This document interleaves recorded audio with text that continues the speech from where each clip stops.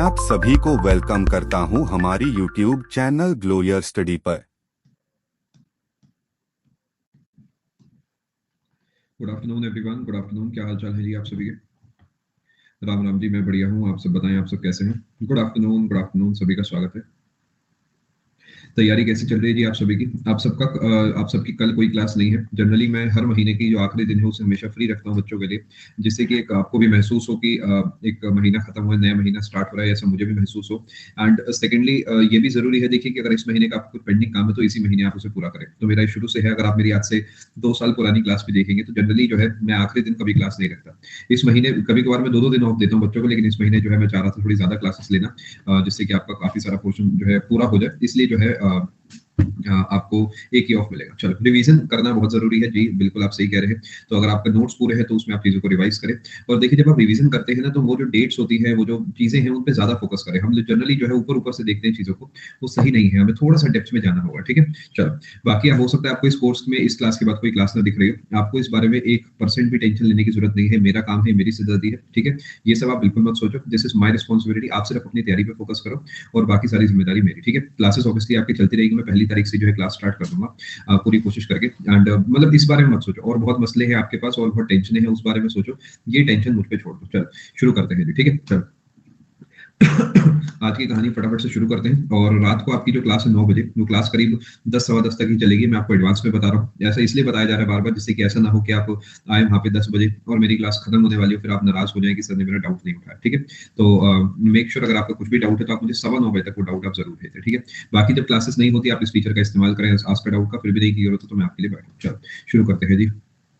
आपका एग्जाम है 1 तारीख को, आपको ऑल दी बेस्ट होगी। आप बढ़िया से अपना एग्जाम दो, रॉक करके। एंड बस यही कामना करते हैं सब चीजें बढ़िया चले आपकी। चलो शुरू करते हैं जी। एक बार मैं आपसे कुछ सवालात करना चाहता था, 10 सवाल पूछूंगा। क्या आप तैयार हैं? 10 सवाल मैं आपसे पूछूंगा। सबसे पहला सवाल मुझे बताएं, गोल्डन एज ऑफ लिटरेचर कौन से शासक के समय को माना जाता है? लिटरेचर, आपका आंसर है अकबर। दूसरे नंबर, रुपया करेंसी जो हमारे देश की है, ये इसमें से किससे जुड़ी है? इल्तुतमिश, शेरशाह सूरी, अकबर या फिर पठान? आंसर इसका शेरशाह सूरी। पठान कोई नहीं है, जबरदस्ती का ऑप्शन है। तीसरे नंबर पे मेरा सवाल है, टंका जो है ये कौन से जो सुल्तान है उन्होंने चलवाया था? टंका जो है इल्तुतमिश ने चलवाया था। चौथे नंबर पे सवाल है, मुझे बताएं, रामतनु पांडे के नाम से एक इंसान जाना जाता है और ये अकबर के समय जो है इस दुनिया में थे। ये कौन है? ये है मियां तानसेन। थोड़ा सा मुश्किल सवाल पूछता हूँ मैं आपसे। हजरत निजामुद्दीन औलिया, हजरत बेगम नुसरत और नुसरत बलूची और हजरत मोहम्मद गौस, इनमें से कौन है जो कि गुरु थे तानसेन के? तानसेन के गुरु कौन थे? ऑप्शन देता हूँ, हजरत निजामुद्दीन औलिया, हजरत बेगम नुसरत, नुसरत बलूची और हजरत मोहम्मद गौस। करेक्ट आंसर आपका जो है हजरत मोहम्मद गौस होगा। ये थोड़ा भारी सवाल था, बट ऑप्शन से मदद मिल जाती है। अगले नंबर पे, छठे नंबर पे, वो कौन था अकबर के मंत्रियों में से जिसने बहुत ज्यादा काम करा था वेट्स और मेजरमेंट के सिस्टम पे? और कई सारे आइडियाज ऐसे हैं इनके जो आज भी हम अपने दिनचर्या में इस्तेमाल करते हैं। वो है Todarmal. Obviously he is not the only one जिसने ये सब डिजाइन करे हैं। इतिहास में इंडस वैली सिविलाइजेशन से कंट्रीब्यूशन होता है। आप देखेंगे तो हमारी जो सड़कें, आज आप सड़कों को देखते हो कि सड़कें हल्की मुड़ी होती हैं साइड से, बहुत ही स्मार्ट सी चीज लगती है वो, गाड़ी को मोड़ने में बहुत आसानी रहती है। ये कॉन्सेप्ट तक जो है न जाने हजारों साल पुराना कॉन्सेप्ट है। जो नालियां बनाई जाती है सड़क के किनारे, ये जितनी चीजें हैं बहुत पुरानी चीजें हैं, बट धीरे धीरे जो है कंट्रीब्यूशन कुछ लोग करते गए इसमें। 7वें नंबर पे सवाल, अ, हकीम हुमाम के नाम से किसे जाना जाता था? अब मैं लेवल बढ़ा रहा हूँ थोड़ा सा, सवाल होगा, हकीम हुमाम के नाम से किसे जाना? ये सबसे मुश्किल सवाल है आज के सेशन का, अभी तक का सबसे मुश्किल। मुल्ला दो प्याजा जो है, बिल्कुल सही, इन्हीं को जाना जाता था। एक किताब है द्वात्रिम शद्यो गवली, ये किस चीज से जुड़ी किताब है? ये रिचुअल से जुड़ी किताब है, ये एस्ट्रोलॉजी से जुड़ी किताब है, ये मेडिसिन से जुड़ी किताब है, या फिर ये ग्रामर से जुड़ी किताब है? ये सवाल बहुत मुश्किल सवाल है दोस्तों। अगर आप इन्हें बना पा रहे हैं तो विश्वास मानिए मेरा, आप जीत के काफी नजदीक है, बट इन्हें पेपर तक रिटेन करना आपकी जिम्मेदारी है। एस्ट्रोलॉजी से जुड़ी किताब है और आप जानते हैं कि अकबर के नवरत्न हुआ करते थे खाने खाना साहब, उन्होंने इस किताब को रचित किया था, यानी लिखा था। ये आपके 8 सवाल मैंने पूरे करे हैं। 2 सवाल मैं आपसे और पूछूंगा। 9वें नंबर पे सवाल है कि इनमें से कौन ऐसा है जो महेश दास के नाम से जाने जाते थे और आगे चल के इन्होंने एक हिंदू होने के बावजूद दिन ए इलाही धर्म को अपनाया? ये है बीरबल। 10वां सवाल मेरा आपसे है कि मुझे बताएं शाहजहां, अभी शाहजहां तक नहीं जा सकते ना हम, चलो ये बताओ, खेता कौतुकम, ये किस चीज से जुड़ी किताब है? यही आपके पास चार ऑप्शन है, खेता कौतुकम ऐसा कुछ रहेगा। एस्ट्रोलॉजी सेम बिल्कुल, दो किताबों में से पहले एक किताब पूछे फिर दूसरी किताब पूछे, ठीक है जी। ये आपके 10 सवाल पूरे हुए हैं। 10 में से 10 स्कोर करना थोड़ा पेचीदा रहा होगा, देखें आपने क्या स्कोर करा है। जिसमें जिसने 10 में से 10 स्कोर करा बेहतरीन, बहुत बढ़िया। बाकी जिसके एक दो नंबर कटे हैं, मैं उम्मीद कर रहा हूं उन्हें अपनी गलती खुद ही मिल गई होगी, ठीक है। चलो चलते हैं जी आगे। अब आज का सेशन शुरू करने से पहले मैं आपसे 2 मिनट के लिए बात करूंगा। और ये जो डेटा अब मैं आपको स्क्रीन पर दिखाऊंगा, ये जो डेटा है ये अभी के लिए आपको नोट नहीं करना है, ठीक है जी। आज जीडी फर्स्ट शिफ्ट में मैक्सिमम क्वेश्चन 6.5 नंबर वाले, अरे वाह, बहुत बढ़िया बेटा, बहुत बढ़िया। अब मैं आपसे कुछ यहाँ पे डिस्कशन करूंगा, ये आपको नोट नहीं करना, ठीक है। 5 मिनट के लिए मैं आपको कुछ बेस बना रहा हूँ, ये आपको थोड़ा सा समझना पड़ेगा। दिस इज, अब चाहो तो नोट कर लो, कोई ऐसी दिक्कत नहीं है, बट इसे समझने पे ध्यान देना, कैसे नोट करना उस पे ध्यान मत देना। देखिए कहानी कुछ ऐसी है कि हम 1605 तक आ चुके हैं। 1605 में जब अकबर की मृत्यु हुई है, अभी अभी कुछ समय पहले सिकंदरा में उन्हें दफनाया गया है, तब जहांगीर जो है उनकी गद्दी पर आके बैठे, शायद आपको याद होगा। जहांगीर इस समय लमसम 36 साल के हैं, उस 1569 में माना जाता है पैदा हुए थे, तो लमसम 35-36 ईयर्स ऑफ एज के हैं, और ये उस गद्दी पर आके बैठे। आप एक 35 साल के इंसान को इमेजिन करें, और उसे उस गद्दी पर बैठाया गया है, और अभी अभी जो है इनके पिता की मृत्यु हुई है। सन 1605 है, तो अंग्रेज भी हमारे देश में आ चुके हैं, इन्हें आए हुए करीब 5 साल हो चुके हैं, और जो पोर्चुगीज है, जो पुर्तगाली है, ये हमारे देश में 100 साल से ऊपर हो चुका है, हमारे देश में विराजमान है। बट ये जनरली जो है साउथ वाला जो हिस्सा है, आप कहेंगे केरल वाला, गोवा वाला, पुडुचेरी वाला, वहां पर अभी सीमित है। इनका ऊपर से मुगल बादशाहों से कोई खास मतलब नहीं है। इन्हें भी पता था कि ऊपर बहुत बड़े लोग बैठे हैं, तो अननेसेसरली वहां पर अभी नहीं आ रहे हैं, ये अपना चुपचाप जो है काम चलाते जा रहे हैं। इसके साथ साथ ये भी आपको पता होना चाहिए कि सिखिज्म जो है, सिखिज्म में भी कई सारे गुरु आ रहे हैं, जा रहे हैं, क्योंकि कोई गुरु हो चाहे कोई शिष्य हो, जीवन है, इंसान है, तो उसकी मृत्यु होगी। तो सिखिज्म में भी क्या चल रहा है कि गुरु नानक देव जी ने सिखिज्म को बनाया है, और करते करते यहाँ तक आते आते चौथे पांचवें सिख गुरु इस दुनिया में है।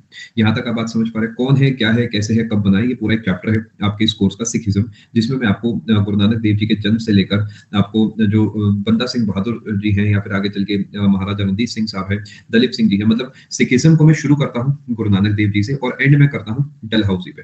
तो मतलब इतना ही है, समझ पा रहे हैं ना आप। डलहौजी पे क्यों? क्योंकि डलहौजी ने डॉक्ट्राइन ऑफ लैप्स लाकर महाराजा दलीप सिंह जी को जो है कोहिनूर हीरा लेके भेजा था लंदन में, तो उसके मतलब वहां तक मैं पूरा कवर करता हूँ। मतलब इसके अलावा मुझे नहीं लगता किसी किताब में कुछ होगा जो कि एग्जाम ओरिएंटेड किताब हो, ठीक है। तो ये हम अलग से चैप्टर के रूप में पढ़ेंगे, अभी के लिए आप इसे इग्नोर करें। बस इतना ध्यान रखें कि सिखिज्म भी चल रहा है, और बैकग्राउंड में अंग्रेज लोग भी आ गए। इसे कहीं नोट नहीं करना इस पेज को। अब मैं आपके साथ कहानी को शुरू कर रहा हूँ।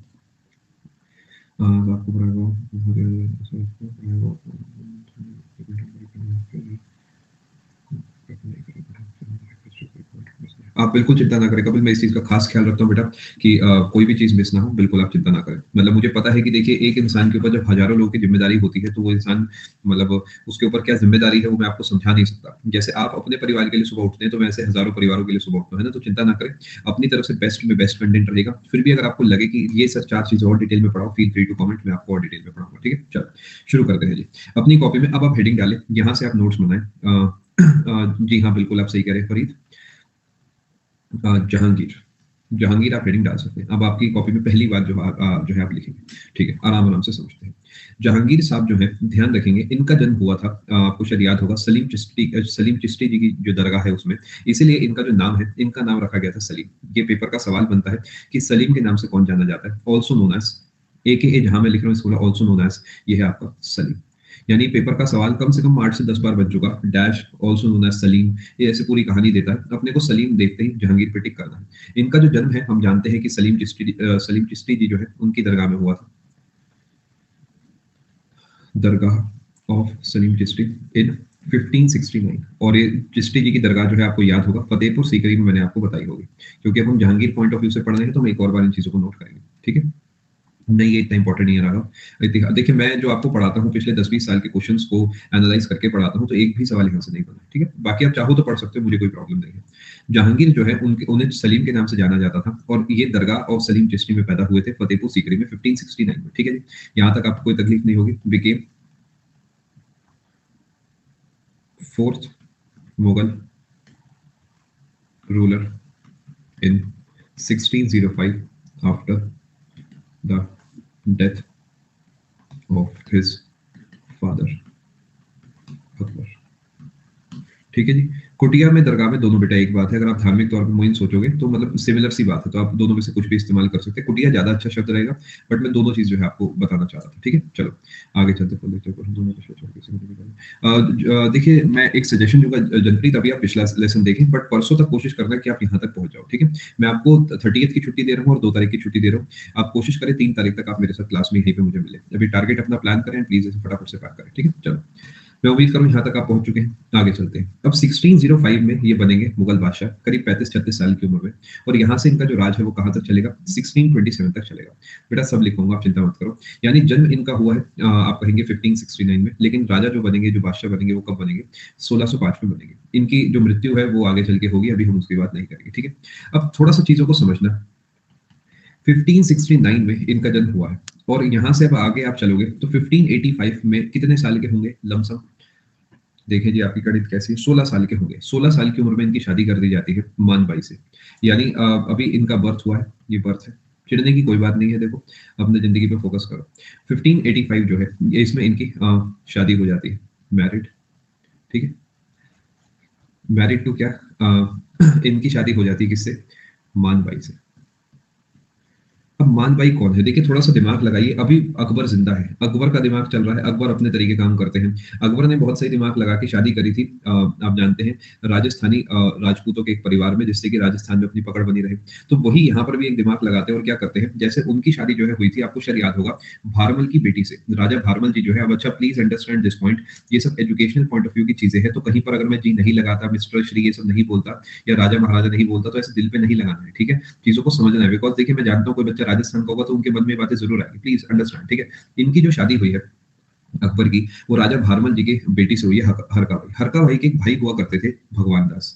अब भगवान दास जो है, इनका एक बेटा हुआ करता था मानसिंह, याद है मानसिंह, पिछली क्लास में डिस्कस करा, थोड़ा सा ब्लड रिलेशन बना दो। देखिए ये भारमल साहब है, भारमल साहब जो है ये राजा है, और राजा भारमल जी की एक बेटी है जिसका नाम है हरका। अभी हरका बोले या हरका भाई बोले, हरका बाई बोले, ये एक आप कहेंगे एक लेडी है जिनकी शादी होती है अकबर से। आई होप यहाँ तक आप समझ गए। अब अकबर का जो बेटा है, अब अकबर की क्या एक पत्नी थी, नहीं ऐसा बिल्कुल भी नहीं है। तो अकबर का एक बेटा हुआ जिसका नाम था सलीम। अब सलीम जो है, इनकी शादी होती है इन्हीं का हरका भाई के एक भाई से, जो कि है भगवान दास। ठीक है, जो भगवान दास है ये मेल होगा तो मैंने प्लस बना दिया। इनके एक बेटे हुआ करते थे, इनका नाम था मानसिंह, और इनकी एक बेटी हुआ करती थी, इनका नाम था मानबाई। तो मानबाई जो है ये बेटी थी, और इनकी शादी हुई थी सलीम से। क्या समझ पाए थोड़ा सा बात को, पक्का? 1569 उज्जवल। चलो आगे चले, रिपीट करता हूँ, कमेंट थोड़े से कम करें। एक इंसान है, थोड़ा समझ के देखिए। इस इंसान की एक बेटी से मुगल बादशाह की शादी हुई है, और इसी इंसान की पोती से जो है शादी हुई है दूसरे मुगल बादशाह की। आप समझे, इस इंसान जो कि राजस्थान का एक इंसान है, इसकी बेटी से शादी हुई है एक इंसान की, मुगल बादशाह की, और इसके बेटी की शादी हुई है इन्हीं का एक बेटा है उनकी बेटी से। ये कहानी है, ठीक है जी। चलो अपने लिए ब्लड रिलेशन काम करनी है, अपने लिए मुद्दे की बात बस ये काम की कि 1585 में जो है मानबाई से शादी हो जाती है सलीम की, और मुगल बादशाहों की कहीं कहीं शादियां होती थी, तो उनमें से एक शादी मैं आपको पढ़ा रहा हूँ क्योंकि ये डेटा हमारे काम का है। आगे चलते हैं, समय आगे बीतता है, 1588 आता है। 1588 में जहांगीर जो है, जहांगीर की जगह पे सलीम शब्द इस्तेमाल करूंगा, सलीम। अभी मैं फोन अपना साइलेंट करता हूँ। मैरिड जगत गोसाई, जगत गोसाई। जैसे आप बार बार सीजीएल का फॉर्म भरते हैं, ऐसे बार बार जो है शादी कर ले, चिढ़ने की अभी भी कोई बात नहीं। 1588 में सलीम मैरिड जगत गोसाई। अब again to understand this point, अब ये क्या कहानी है ये तो ऊपर वाला जाने, बट कई किताबें, कई सोर्सेस कहते हैं कि यही जोधाबाई। अब आपका मूड खराब हो सकता है कि जोधाबाई तो अकबर से शादी हुई थी। अगर आप मूवी भी देखोगे तो उसके पहले ही डिस्क्लेमर है उसमें कि हमें कोई नहीं बता सकता कि जोधाबाई जो नाम फेमस हुआ है वो किस पर्सनैलिटी का है ना। तो इस चीज पे हम इस डिबेट में नहीं जाएंगे। अभी जो जगत गोसाई जी है, ये किसकी बेटी है, ये है मेवाड़ के राजा उदय सिंह जी। आपने सुना होगा, राजा उदय सिंह जी की बेटी। मैं उम्मीद कर रहा हूं आप इस सब चीजों के बीच में जो एम्पायर एक्सपेंशन है उसे आप समझ पा रहे हैं, यानी किस तरीके एम्पायर को एक्सपेंड करा जाता है ना, कि जो सामने वाले इंसान है उनसे एक पारिवारिक रिश्ता जोड़ दिया जाए और एम्पायर को एक्सपेंड करा जाए। अब ऑब्वियसली वो अपने घर के दामाद को तो मारेंगे नहीं, और चीजें आगे बढ़ती जाएंगी। अब यहाँ पर थोड़ा सा आपको मैं समझाना चाहूंगा कि जहांगीर की कई सारी बीवियां हुआ करती थी, जिनमें एक बीवी जो थी वो कौन थी, वो थी मानबाई। और एक बीवी जो थी वो थी जगत गोसाई। नहीं, 1588 है जगत गोसाई। और भी कई बीवियां थी यहाँ पर, उनकी बात हम जो है नहीं करते हैं, इनकी बात हम यहाँ पर नहीं करते। ठीक है जी, थोड़ा थोड़ा समझ पा रहे हैं। अब ये कई सारी बीवियां इनकी हैं, जिनमें से दो बीवियां जो हैं वो उनके बारे में आपसे बात करूंगा। जो जहांगीर और मानबाई है, इनका एक बच्चा होता है, इनके कई बच्चे होते हैं, जिनमें जो एक बच्चा है खुसरो, वो हमारे काम के हैं। इनका बच्चा होता है खुसरो। ऐसे ही जहांगीर और जगत गोसाई जो है, इनका एक बच्चा होता है जिसका नाम है खुर्रम। ठीक है, समझ पा रहे हैं? यानी आपस में क्या होगा, एक तरीके के कजन्स कह सकते हो या भाई कह सकते हो, जिस भी तरीके को आप जिस भी तरीके से आप इसे फ्रेम करना चाहें। चले जी आगे। अनारकली कोई नहीं है, अभी के लिए आप इधर फोकस करें। खुसरो भी एक बेटे हैं, खुर्रम भी एक बेटे हैं, और इनमें बड़े बेटे जो है वो खुसरो है। ठीक है, सबसे बड़ा बेटा कौन है? बहुत सारे कजन्स हैं आपस में, कजन्स कहें, भाई कहें, बहनें कहें, जैसे कहें, उसमें सबसे बड़ा जो है वो खुसरो है। अब थोड़ा समझने की कोशिश करना, लेकिन किसी वजह से आगे जाके खुर्रम जो है ना, याद रखेंगे, यही आगे जाके शाहजहां बनेगा। वे क्यों बनेगा, कैसे बनेगा, वो मैं आपको सही समय पे आकर बता दूंगा। तो अगर आपसे कोई कहता है कि शाहजहां कौन है, Khusro is not Shahjahan, Khurram is Shahjahan. ये अभी के लिए बता रहा हूँ, क्यों क्या कैसे आपको आगे चल के बताया जाएगा, इतना नोट डाउन करें।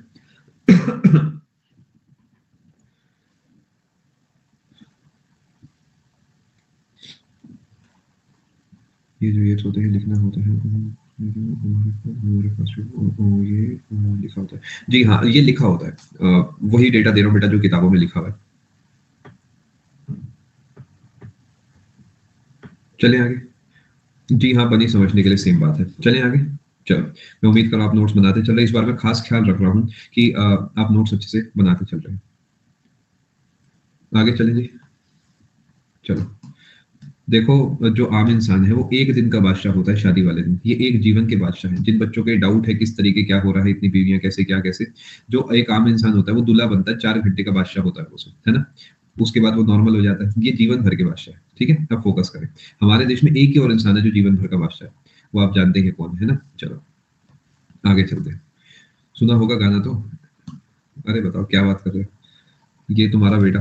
बताओ, देखो जरा क्या डिकोड करते हो आप। ये तुम्हारा बेटा। अरे इट्स योर बॉय, क्या कर रहे हो, कहाँ हो, गाने भी नहीं सुन रहे, पढ़ भी नहीं रहे, क्या कर रहे हो दिन में। चलो आगे चलते हैं। मैं उम्मीद कर रहा हूँ यहाँ तक आप समझ चुके हैं। आगे चलते हैं, ध्यान से समझना दोस्तों, वापसी आएंगे हम अपने सेशन की तरफ। फोकस करो। अब हुआ क्या, जहांगीर जो है अभी अभी बादशाह बना है। कब बना है? 1605 में। लेकिन याद है आपको वो दिन जब अकबर ने कहा था कि बादशाह तो बनेगा खुसरो। अब खुसरो बुरा मान गया, और खुसरो ने क्या करा, रिवोल्ट कर दिया। रिवोल्टेड इन 1606।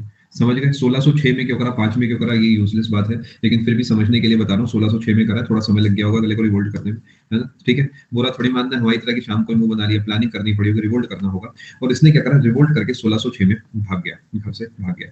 जैसे हम लोग कहते हैं ना, हम भाग जाएंगे, हमारी रेंज कहाँ तक होती है, दोस्त के घर तक, उसके यहाँ जाके बाइक पे खड़े होगा। ये घर से भाग गया, और ये जो है घर से भाग गए, खुसरो जो है revolted and met Guru Arjan Dev. Guru Arjan Dev. अब यहाँ पर आपको थोड़ा सा समझना होगा क्या कहानी है। देखिए, रिलीजन को साइड रखते हुए, पॉलिटिक्स को साइड रखते हुए, एजुकेशनल पॉइंट ऑफ व्यू पे कुछ चीज बताता हूँ। होता क्या है कहानी, अगर आप समझना चाहो, कि सिखों के और मुगलों के बहुत अच्छे रिश्ते हुआ करते थे। इतने अच्छे कि गुरु नानक देव जी जो है उन्होंने सिखिज्म बनाया, सब चीजें बढ़िया थी। माना जाता है कि बाबर उन्हें माना करते थे। गुरु अंगद देव से तो हुमायूं जाके मिले थे, शायद आपको याद होगा। अकबर ने गोल्डन टेम्पल बनाने में बहुत मदद करी थी, माना जाता है, अगेन ऐसा। यहाँ तक सब सही था, बट एक जमाना आता है। अब एक बात सोचो कि अगर किसी मुगल बादशाह का बेटा किसी के पास आता है तो कोई मना थोड़ी करेगा। सोच के देखो जरा, भाई यही माना जाएगा ना, कोई राजकुमार आया है, अभी नाराज होकर कुछ समय के बाद लौट जाएगा, क्या दिक्कत की बात है। तो गुरु अर्जन देव ने क्या करा, ये 5th सिख गुरु से फॉर रेफरेंस पढ़ाया जाएगा। इन्होंने क्या करा, शरण दी खुसरो को, कहा कि कोई बात नहीं, तुम मेरे पास रुक जाओ जब तक तुम्हारा मन चाहे। यहाँ तक ऑल गुड है। देखिए, मैंने आपको क्या कहा था, जीवन में कुछ भी पालना, बट भ्रम मत पालना। तो यहाँ पर हो गया एक भ्रम, एक मिसअंडरस्टैंडिंग, एक टेंशन हो गई जहांगीर के बीच में और गुरु अर्जन देव के बीच में। अब जहांगीर को किसने कह दिया कि गुरु अर्जन देव जी जो है वो आपके खिलाफ भड़का रहे हैं खुसरो को। आई होप आप बात समझ पा रहे हैं। अभी आपको सब बताया जाएगा संस्कृति, यानी यहां पर हो गई एक मिसअंडरस्टैंडिंग। और जहांगीर को लगा कि मेरे ही बेटे को मेरे खिलाफ भड़काया जा रहा है गुरु अर्जन देव के द्वारा। तो जहांगीर को गुस्सा आया, और जहांगीर ने क्या करा, यहाँ पर गुरु अर्जन देव की हत्या करा दी। किल्ड कहें, गॉड किल्ड कहें, जैसे आप समझना चाहें समझ सकते हैं। क्या इस बात को आप समझ पा रहे हैं? यानी जहांगीर ने यहीं से जीवन पलटता है बहुत बुरे तरीके से, जीवन भर आज तक जो है जो आप कहेंगे इस्लाम धर्म मानने वाले, सिख धर्म मानने वाले इस बात को लेकर अपने दिल में अब भी बैठे हैं कि ये क्या हुआ था। ठीक है, यानी जहांगीर ने गुरु अर्जन देव की हत्या करा दी और साथ में क्या करा, अपने ही बेटे को ब्लाइंड करा दिया, आंखें निकलवा दी, आईज से नो आईज, अब सच में पॉसिबल। ठीक है, यानी आंखें निकलवा दी और ब्लाइंड करा दिया। मैं उम्मीद करूं इस बात को आप समझ पा रहे हैं, ब्लाइंड करा दिया, यानी खुसरो को ब्लाइंड करा दिया और गुरु अर्जन देव की हत्या करा दी। मैं उम्मीद करूं आप इस बात को समझ पाए।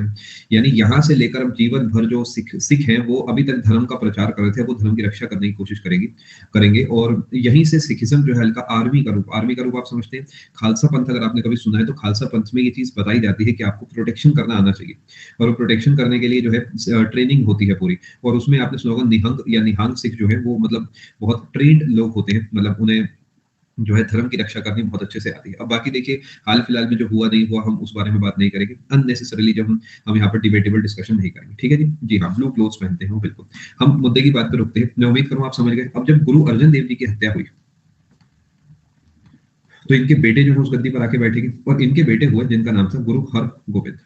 अब गुरु हरगोबिंद जो है इन्होंने बैठते ही जो है कसम खाई कि मैं और हम सब मिलके जो है मुगलों से लड़ेंगे और ये जो हुआ है इसका हम बदला लेंगे। समझ गए? यानी इधर जहांगीर की गलत फहमी ने चीजों को हमेशा के लिए बिगाड़ दिया। जहांगीर का जो दो बेटे हुआ करते थे उनमें एक खुसरो जो है ब्लाइंड हो गया, और जीवन भर जो है कोई सा भी गेम खेले ताश का उसे ब्लाइंड खेलना पड़ेगा और लिटरली। और खुर्रम जो है यहाँ पर चांस बन गए खुर्रम की कि हाँ गद्दी मेरी हो सकती है। थोड़ा सा समझ पाए? ये लड़ाई यहाँ से जीवन भर चलेगी, जब तक सिख गुरु है, जब तक मुगल्स हैं, ये लड़ाई चलती रहेगी। ठीक है जी, मैं उम्मीद करूँ बात समझ गए। नहीं, आमिर खुसरो अलग है, देखिए वो तो मर चुके हैं, दिल्ली सल्तनत के हैं वो, ये नॉर्मल खुसरो है। चले जी आगे, अब कहानी को आगे लेके चलता हूँ। खुसरो ने रिवोल्ट इसलिए करा था दीक्षा क्योंकि खुसरो के दादाजी ने कह दिया था खुसरो बेटा तुम बनोगे मुगल बादशाह, बट खुसरो के पापा जो है मुगल बादशाह बन गए, इस वजह से। ठीक है जी, आगे चले। अब ये कहानी बहुत आगे बढ़ेगी, गुरु गोविंद सिंह जो है उनसे जुड़ी है, गुरु तेग बहादुर जी की हत्या होगी, बहुत कुछ होगा अभी, बहुत कुछ, लेकिन इसका डिस्कशन हम करेंगे अलग से। अभी के लिए हम मुद्दे की जगह पे फोकस करते हैं, थोड़ा सा समझने की कोशिश करते हैं कि जहांगीर पॉइंट ऑफ व्यू पे क्या चल रहा है। सब कुछ पढ़ाया जाएगा, सब कुछ पढ़ाया जाएगा। अभी के लिए प्लीज आप सेशन पे फोकस करें। ठीक है, अभी के लिए एक बेटा ब्लाइंड हो चुका है, अब हम आगे चलते हैं, जहांगीर की थोड़ी सी बात करते हैं। जो जहांगीर है ये, इन्हें जो है नशे के आदी थे। थोड़ा समझने की कोशिश करना, जहांगीर जो है ये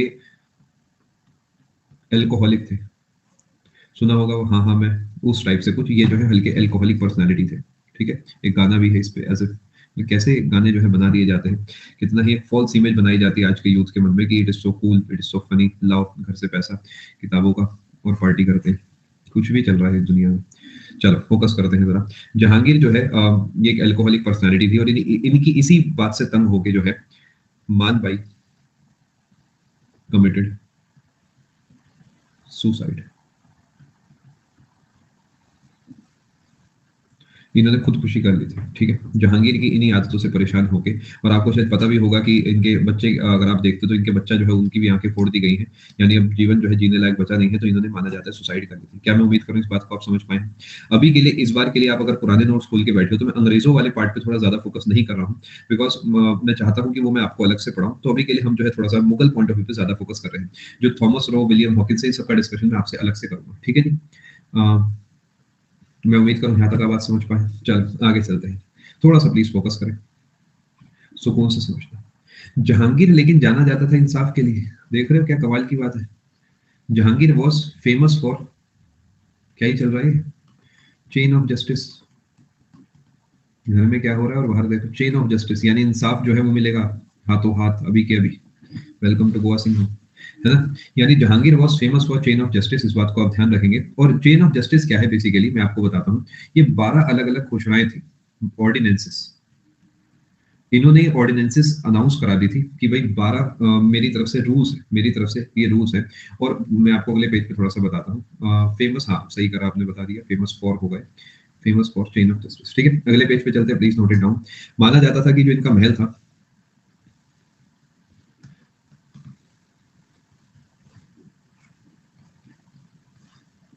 कुछ इस तरीके का हुआ करता था, देसी महल था, कुछ खास था नहीं। फोटो तो कहीं किताब में है नहीं, तो मैं अपने हिसाब से देसी मान लेता हूँ, हमें तो अच्छा लगे कि हम भी बढ़िया है जीवन में। चलो यहाँ पर मैं मान लेता हूँ इनके वो त्रिशूल लगे हुए यहाँ पर ऐसे कांटे से है देसी टाइप, और यहाँ पर चलो एक लैंप तो लगाई देते हैं, इतना बजट तो अपना भी है तो इनका भी होना ही चाहिए। चलो इस तरीके से कुछ आप मान लो, ठीक है। यहाँ पे पहरेदार वगैरह हुआ करते थे, दरवाजा था अंदर का, और यहाँ पर क्या था कि ऐसे करके घंटियां टंगी हुई थी, इस तरीके घंटी आप मान सकते हैं। समझ गए जी। देखिए ये जो जितनी बातें हैं सब काल्पनिक है, इनका वास्तविक जीवन से कोई संबंध नहीं है। अब आप कहेंगे सर घंटियां टंगी है तो दरवाजे कैसे खुलेंगे, यहाँ पर अपने फिजिक्स मत लगाना, जो समझाना चाह रहा हूँ वो समझने की कोशिश करना। माना जाता है कि किले के बाहर जो है घंटियां टंगी हुई थी। अब कोई कहता है घंटा टंगा था, कोई कहता है घंटियां टंगी थी, मुझे कोई फर्क नहीं पड़ता क्या टंगा था, मुद्दे की बात को समझो। माना जाता है कि किसी को अगर इंसाफ चाहिए, किसी के साथ अगर गलत हुआ है, तो 24 घंटे में कभी भी जाके वो इस घंटी को या घंटों को बजाए, और उसे हाथों हाथ उसके लिए दरबार लगेगा, हाथों हाथ जो है राजा यानी मुगल बादशाह आएगा, और हाथों हाथ उसे जो है अभी के अभी इंसाफ मिलेगा। समझ गए, ठीक है। हाथों हाथ जो है इंसाफ मिलेगा। ये पेपर का सवाल है कि चेन ऑफ जस्टिस के लिए कौन जाना जाता है, जहांगीर जाने जाते हैं, इस बात को ध्यान रखना। जी हाँ, रात को 2 बजे भी मिलेगा, 2:05 पे भी मिलेगा, ठीक है। ये ओला उबर है, ये कभी भी आ सकती है, ठीक है। यहाँ तक आप बात समझ पाए। अब आपके मन में वही बचकानी बातें आ रही होंगी, सर अगर कोई घंटी बजा के भाग गया तब क्या होगा। मेरे दोस्त, ये पड़ोस वाली आंटी तो है नहीं जो 4 बातें बोल के फिर अंदर चली जाएंगी, मुगल बादशाह है, ये हाथों हाथ इंसाफ की जगह आपको साफ करा देगा, ठीक है। तो बस ध्यान रखेंगे कि मतलब ये चेन ऑफ जस्टिस का जो कॉन्सेप्ट है बहुत ज्यादा मतलब फेमस है, पेपर के लिए आपके लिए इंपॉर्टेंट, ठीक है जी। आगे चलते हैं जी, ये आप अपने पास नोट कर लें, आगे चलते हैं। और ये जो 12 ऑर्डिनेंसेस है इन्हें कहा जाता था एन या आइन ए जहांगीरी, आइन ए जहांगीरी के नाम से इन्हें जाना जाता था। ऑर्डिनेंसेस का मतलब होता है रूल्स या फिर ऑर्डर। जैसे प्रेसिडेंट के पास अध्यादेश बोलते हैं इसे हिंदी में, जहां तक मेरा ज्ञान है। रूल्स या ऑर्डर्स का मतलब है कि शॉर्ट टर्म मान लेते हैं, कुछ फैसले लेने हैं हाथों हाथ वाले, तो वो ऑर्डिनेंसेस देने की पावर होती है किसके पास, ये होती है प्रेसिडेंट के पास। कुछ वैसा कॉन्सेप्ट आप कह सकते हैं। अभी के लिए समझे 12 बातें, बादशाह के द्वारा कही गई 12 बातें आप ऐसे समझ सकते हैं, ठीक है। और ये भी ध्यान रखना, जहांगीर ने एल्कोहलिक पर्सनैलिटी होने के बाद प्रोहिबिटेड टोबैको। क्या गजब आदमी है, देख रहे हो जरा क्या यार ये सब, मतलब why should he have all the fun. यानी जहांगीर ने क्या करा, बॉयकॉट करा दिया, प्रोहिबिट करा दिया, बंद करा दिया टोबैको। फटाफट से इसे नोट करें, ये आप अपने पास नोट कर सकते हैं। टोबैको आप याद रखेंगे, टोबैको जो है ये पुर्तगाली लोग लेके आए थे, आपको आगे चल के मैं पढ़ाऊंगा। फटाफट से नोट करें, ठीक है जी। मैं उम्मीद कर रहा हूँ यहाँ तक आप बात समझ गए। अभी कहानी रुकी नहीं है दोस्तों, अभी कहानी आगे चलेगी। अब मैं आपको एक बढ़िया बात बताता हूँ। इनकी बीवी ने सुसाइड कर ली है, तो इनका मूड ऑब्वियसली खराब होगा बहुत ज्यादा, है ना, आप समझ ही रहे हैं बात को। अब कहानी क्या है कि एक बार ये दरबार में बैठे हुए थे। विश्वास मानिए मेरा, अगले 10 मिनट अगर आप क्लास में ध्यान देते हैं तो अगली कहानी आप जीवन में कभी नहीं भूलेंगे, वादा है मेरा। देख लेना, आजमा लेना। रिटायरमेंट वाले दिन भी अगर किसी ने पूछ लिया कि सर जी ये तो बता के जाओ, आखिरी सवाल है आपसे, तो आप बता दोगे। सुनो, एक जमाना था, 1611 आया, यानी इन्हें बादशाह बने हुए 6 साल हो चुके हैं। 1611 में ये अपने दरबार में बैठे हुए थे। अगेन डिस्क्लेमर, ये सारी बातें काल्पनिक है, इनका वास्तविक जीवन से हो सकता है कोई संबंध ना हो, समझाने का तरीका है। ये जो है दरबार में बैठे हुए थे, इनके दरबार में जो है एक इंसान काम करा करता था, जिसका नाम था शेर अफगान। यानी यहाँ पर जो है मान लेते हैं बैठे हुए मुगल बादशाह इस तरीके, और यहाँ पर इनके दरबार में कोई काम कर रहा है जिसका नाम है शेर अफगान, ठीक है जी। यहाँ तक आप बात समझ पाए। अब शेर अफगान जो है ये मतलब इनका एक और नाम था, also known as Ali Quli, हो गया है दिल, अली कुली बेग। ये 2 नाम आप ध्यान रखेंगे, शेर अफगान या फिर अली कुली बेग जो है ये इनका नाम हुआ करता था, ठीक है जी। अब ये जो शेर अफगान है उस दिन जल्दी जल्दी में आते हुए क्या करा, डब्बा घर भूल गए। अब डब्बा घर नहीं भूलना चाहिए, तो यहाँ से अब अगेन ये बातें काल्पनिक है, इन्हें आप समझने की कोशिश करेंगे तो ज्यादा अच्छा रहेगा आपके लिए। तो माना जाता है कि जो इनकी वाइफ है वो दरबार में आई इन्हें खाना देने के लिए, इनका खाना जो है घर रह गया था, ठीक है। और उनका जो नाम था वो था मेहरुन निसा, मेहरुन निशा या निसा, ठीक है। अब मेहरुन निसा को जैसे ही जागीर ने देखा तो पहली ही नजर में उन्हें उनसे बेपनाह मोहब्बत हो गई, और फर्स्ट साइड में ही जो उन्हें उनसे बेपनाह इश्क हो गया, ऐसा माना जाता है, ठीक है जी। अगेन माना जाता है। तो अब हुआ क्या, लेकिन वो तो किसी और की वाइफ है। तो यहाँ पर ऑब्वियसली जहांगीर जो है फेमस था किसके लिए, इंसाफ की जंजीरों के लिए, चेन ऑफ जस्टिस के लिए।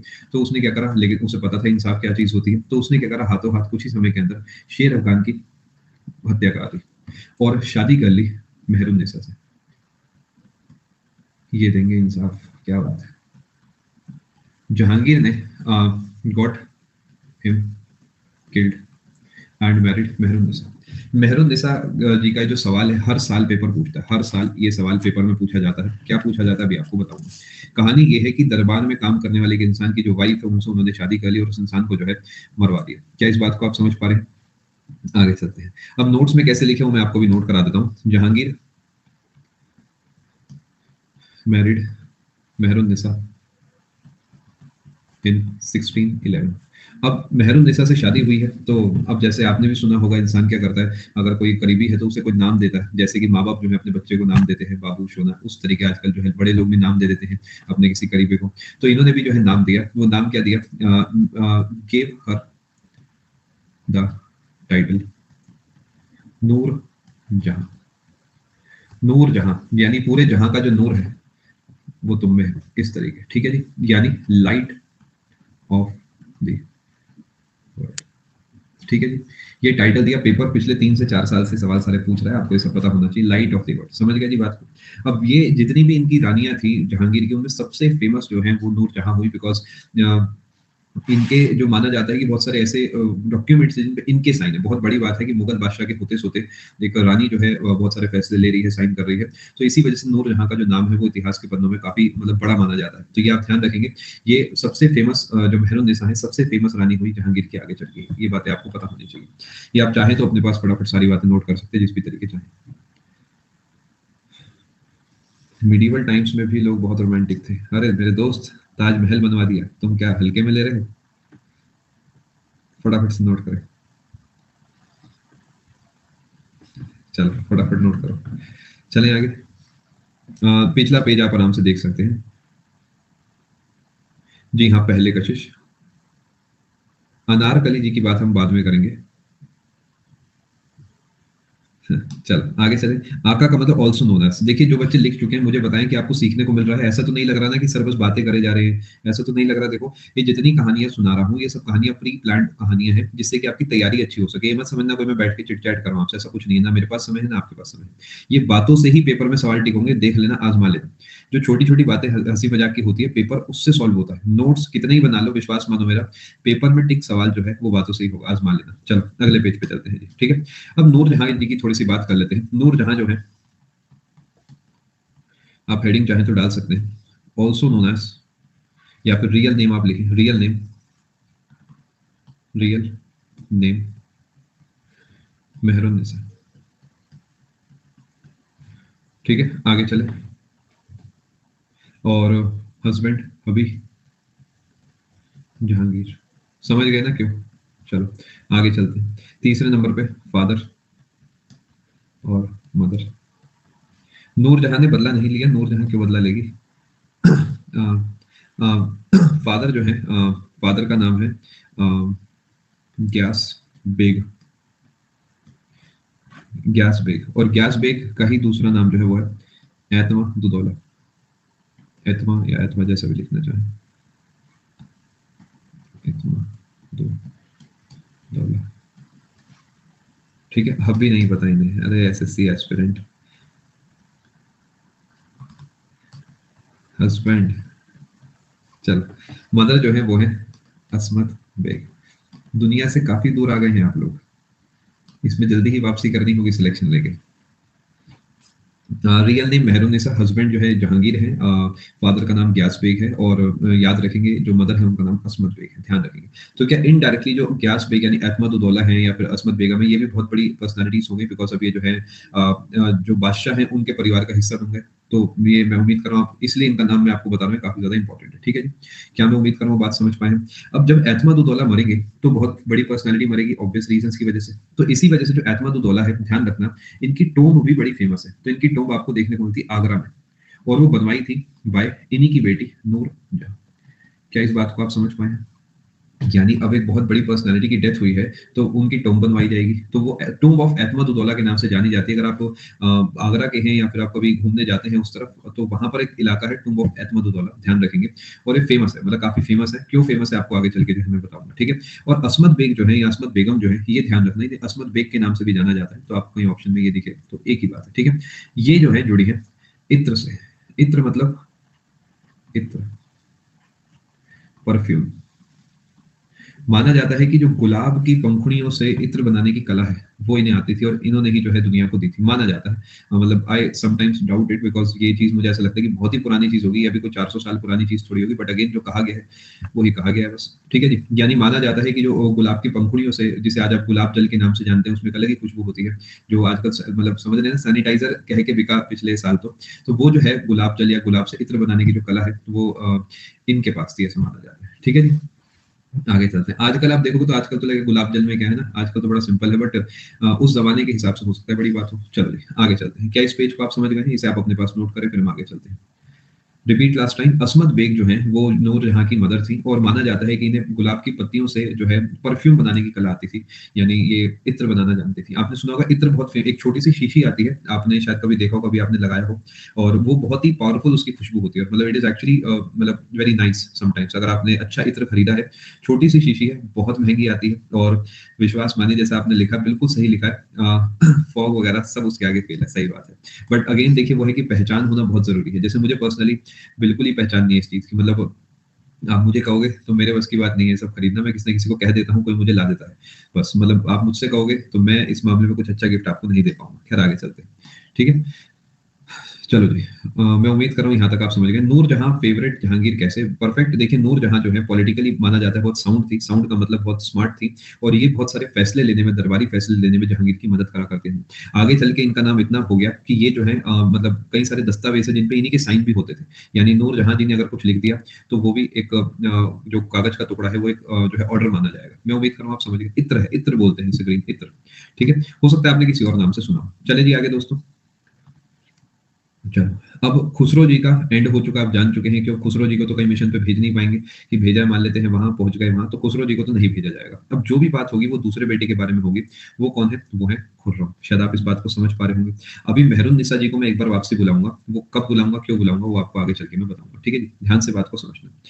जहांगीर की मृत्यु होने वाली है 1627 में। अभी जहांगीर को मुगल बादशाह बने हुए हैं करीब 12 साल, तो धीरे धीरे इसने जो है एक्सपेंशन अपना चालू करा, और सन 1617 में इसने क्या करा, अहमदनगर मिशन की तरफ अपना रुख करा। अहमदनगर, ये अहमदनगर आपको अगले 100 साल बड़े अच्छे से पता होना चाहिए, सब बताया जाएगा मोइन।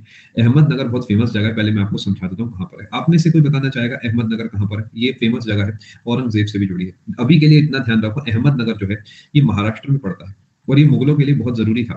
यानी मुगल जो है वो चाहते थे कि इस इलाके को हम अपने पकड़ में रखें, बिकॉज बहुत इंपॉर्टेंट प्रोविंस हुआ करती थी तब से ही। ठीक है, तो अहमदनगर पे कब्जा करने के लिए अहमदनगर मिशन पे भेजा गया खुर्रम को। अभी वो खुर्रम ही है, मैं शाहजहां शब्द का इस्तेमाल नहीं कर रहा जिससे कि आप कंफ्यूज ना हो। ठीक है जी, बिल्कुल सही। अहमदनगर मिशन पे भेजा गया खुर्रम को, और खुर्रम जो है बड़ी बहादुरी से जाते हैं और अहमदनगर को जीत के मुगल साम्राज्य के अंदर मिला लेते हैं। समझ गए? यानी now Ahmednagar is a part of Mughal empire. 11 हमेशा के लिए याद रखना, जो बादशाह है सारे फैसले वो लेगा। तो अगर 1617 में जहांगीर बादशाह है तो जहांगीर भेजेगा और बाकी सब जाएंगे। ठीक है, ये जिंदगी भर का टेंशन मैं आपकी खत्म कर रहा हूँ, यानी जहांगीर ने खुर्रम को भेजा। ठीक है, मैं उम्मीद करूँ बात समझ चुके हैं। आगे चलते हैं, थोड़ा ध्यान से बात को समझना। अब यहाँ पर जब भेजा तो क्या तोहफे में खुर्रम को भी कुछ मिलेगा? खुर्रम को क्या मिलेगा जी? अहमदनगर की सूबेदारी मिल जाएगी खुर्रम को। अहमदनगर का सूबेदार बन गया कौन? वही जिसने जीता, वो सिकंदर वाली बात है, खुर्रम। समझ गए? यानी जहांगीर का ही एक बेटा अहमदनगर पे क्योंकि पकड़ बना चुका था, तो कहा कि बेटा तुम ही वहां पे रूल करो, कोई चिंता की बात नहीं। क्या यहाँ तक आप समझ पाए? ठीक है, अब इस चीज को थोड़ा समझने की आप कोशिश करना कि जो जहांगीर है, जहांगीर के एरा को हम जानते हैं, जहांगीर ने पेंटिंग्स को बहुत बढ़ावा दिया था, तो जहांगीर के एरा को हम कहते हैं गोल्डन एरा ऑफ पेंटिंग्स। इस बात को अपने पास आप नोट करें, छोटी छोटी बातें हैं, आपको पता रहेगी तो अच्छा रहेगा। नहीं, थोड़ा सा अलग है, दोनों में फर्क है। अभी के लिए उत्कर्ष आप नोट कर लें, सही समय आने पे मैं आपको समझाने की कोशिश करूंगा। है क्या? देखिए मैं मजबूर हूं, अभी मुगल पॉइंट ऑफ व्यू से चल रहा हूँ ना, तो कहीं ना कहीं मुझे लिमिट करना पड़ रहा है खुद को। यस बिल्कुल मोइन। ठीक है दोस्तों, आगे चले। अब इसके बाद कुछ खास बचा नहीं है, मैं आपको एक चीज बता देता हूँ। जो अनारकली है, ये पर्सनैलिटी जो है, ये बड़े भारी दिल के साथ कह रहा हूं मैं, काल्पनिक है। इनका वास्तविक जीवन से कोई संबंध नहीं है। पूरी जिंदगी जो हमने सुना देखा टीवी पे वो सब झूठ था। क्या कर सकते हैं, यही जीवन है। ठीक है जी, अब ये काल्पनिक है, काल्पनिक की स्पेलिंग मेरा ख्याल तो मैंने सही लिखी है। ठीक है, आगे चले। गुडवंधर, बहुत बढ़िया। ठीक है, आगे चलें। अनारकली की पर्सनालिटी के बारे में कहीं कोई जिक्र नहीं है, और बस यही माना जाता है कि सलीम की जब मृत्यु हो रही थी तो वो कह रहे थे कि काश मैं एक बार अनारकली से मिल लेता। बाकी तो क्या पता क्या सही है क्या गलत है। चलो आगे चलते हैं। अब जहांगीर की मृत्यु हो चुकी है 1627 में। 1627 में जहांगीर टाइम देखो, ऐसे पर्सनली नहीं लेते हैं, ऐसे नहीं, अरे सर क्या बात कर रहे हो, हम तो नहीं खेल रहे, हमें तो बस सुननी है अनारकली की कहानी। नहीं बेटा, स्टार प्लस थोड़ी चला है, एकता कपूर थोड़ी हूँ है ना, तो मैं वो पढ़ाऊंगा जो किताबें कहती है। 1627 में जहांगीर की मृत्यु हो जाती है लाहौर में। लाहौर में, ठीक है। अब थोड़ा समझने की कोशिश करना। टूम जो इनकी है वो आपको कहाँ देखने को मिलती है? लाहौर में देखने को मिलती है, टूम ऑफ जहांगीर। लाहौर में एक जगह है शाहदरा। ये शाहदरा जो है लाहौर वाला है, ये दिल्ली वाला शाहदरा नहीं है। अगला स्टेशन शाहदरा है, यहाँ पर भारतीय रेल के शाहदरा रेलवे स्टेशन के लिए बदले, ये वो वाला शाहदरा नहीं है। ठीक है, ये नॉर्मल दूसरा शाहदरा है, सेम नाम की दो या दो से अधिक जगह हो सकती है। ये लाहौर में होने वाला एक शाहदरा है, समझ गए? Shahdara is a place in Pakistan. समझ गए जी? पाकिस्तान में एक जगह है शाहदरा नाम का, जहां पर इनका मकबरा है। आगे चले जी, चलो जी। दिल्ली रटा हुआ है यार, दिल्ली बिल्कुल। अभी कल मुरादाबाद में मुझे रटा हुआ, काफी जगह रटी है, ऐसा नहीं है, दिल्ली तो अपना ही है। चलो, 50% से ज्यादा लाइफ मैंने अपनी दिल्ली में ही बिताई है, पूरा बचपन है और बात की पढ़ाई सब दिल्ली में हुई है। फैमिली जो है मेरी यहाँ पर है। खैर आगे चले दोस्तों, यहाँ तक आपने नोट कर लिया। चले दोस्तों आगे, मजा आ रहा है पढ़ने में, मैं उम्मीद कर रहा हूँ आपको आ रहा होगा। चलो जी, अब थोड़ा समझने की कोशिश करते हैं, अब सुकून से समझते हैं। अब हुआ क्या, जैसे ही जहांगीर की मृत्यु हुई, जैसे ही जहांगीर की मृत्यु हुई, तो जहांगीर की मृत्यु माना जाता है कि मदिरा पान की वजह से हुई थी। ठीक है, मदिरा पान जो है ये ओवर ड्रिंकिंग बहुत करा करते थे, और उस चक्कर में आप जानते हैं कि इनका या तो लीवर वगैरह खराब हो गया होगा, बाकी तो क्या पता उस समय की डॉक्टरी क्या थी। चले आगे, मैं उम्मीद कर रहा हूँ यहाँ तक आप बात समझ चुके हैं। अब जहांगीर गद्दी पर बैठे हैं, इनकी कई सारी वाइफ्स हैं।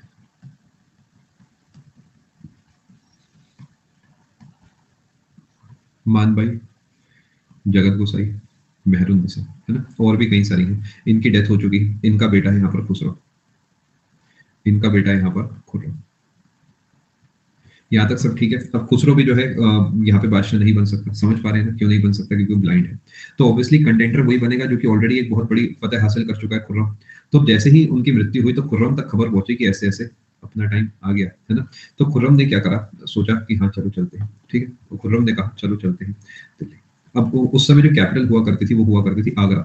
तो इन्होंने प्लान बनाया कि आगरा चलते हैं और आगरा जाके गद्दी को संभालेंगे। बट जो मेहरुन्निसा है, थोड़ा सा ध्यान से बात को समझना। मेहरुन्निसा आप समझते हैं ना, दिस इज नूरजहां।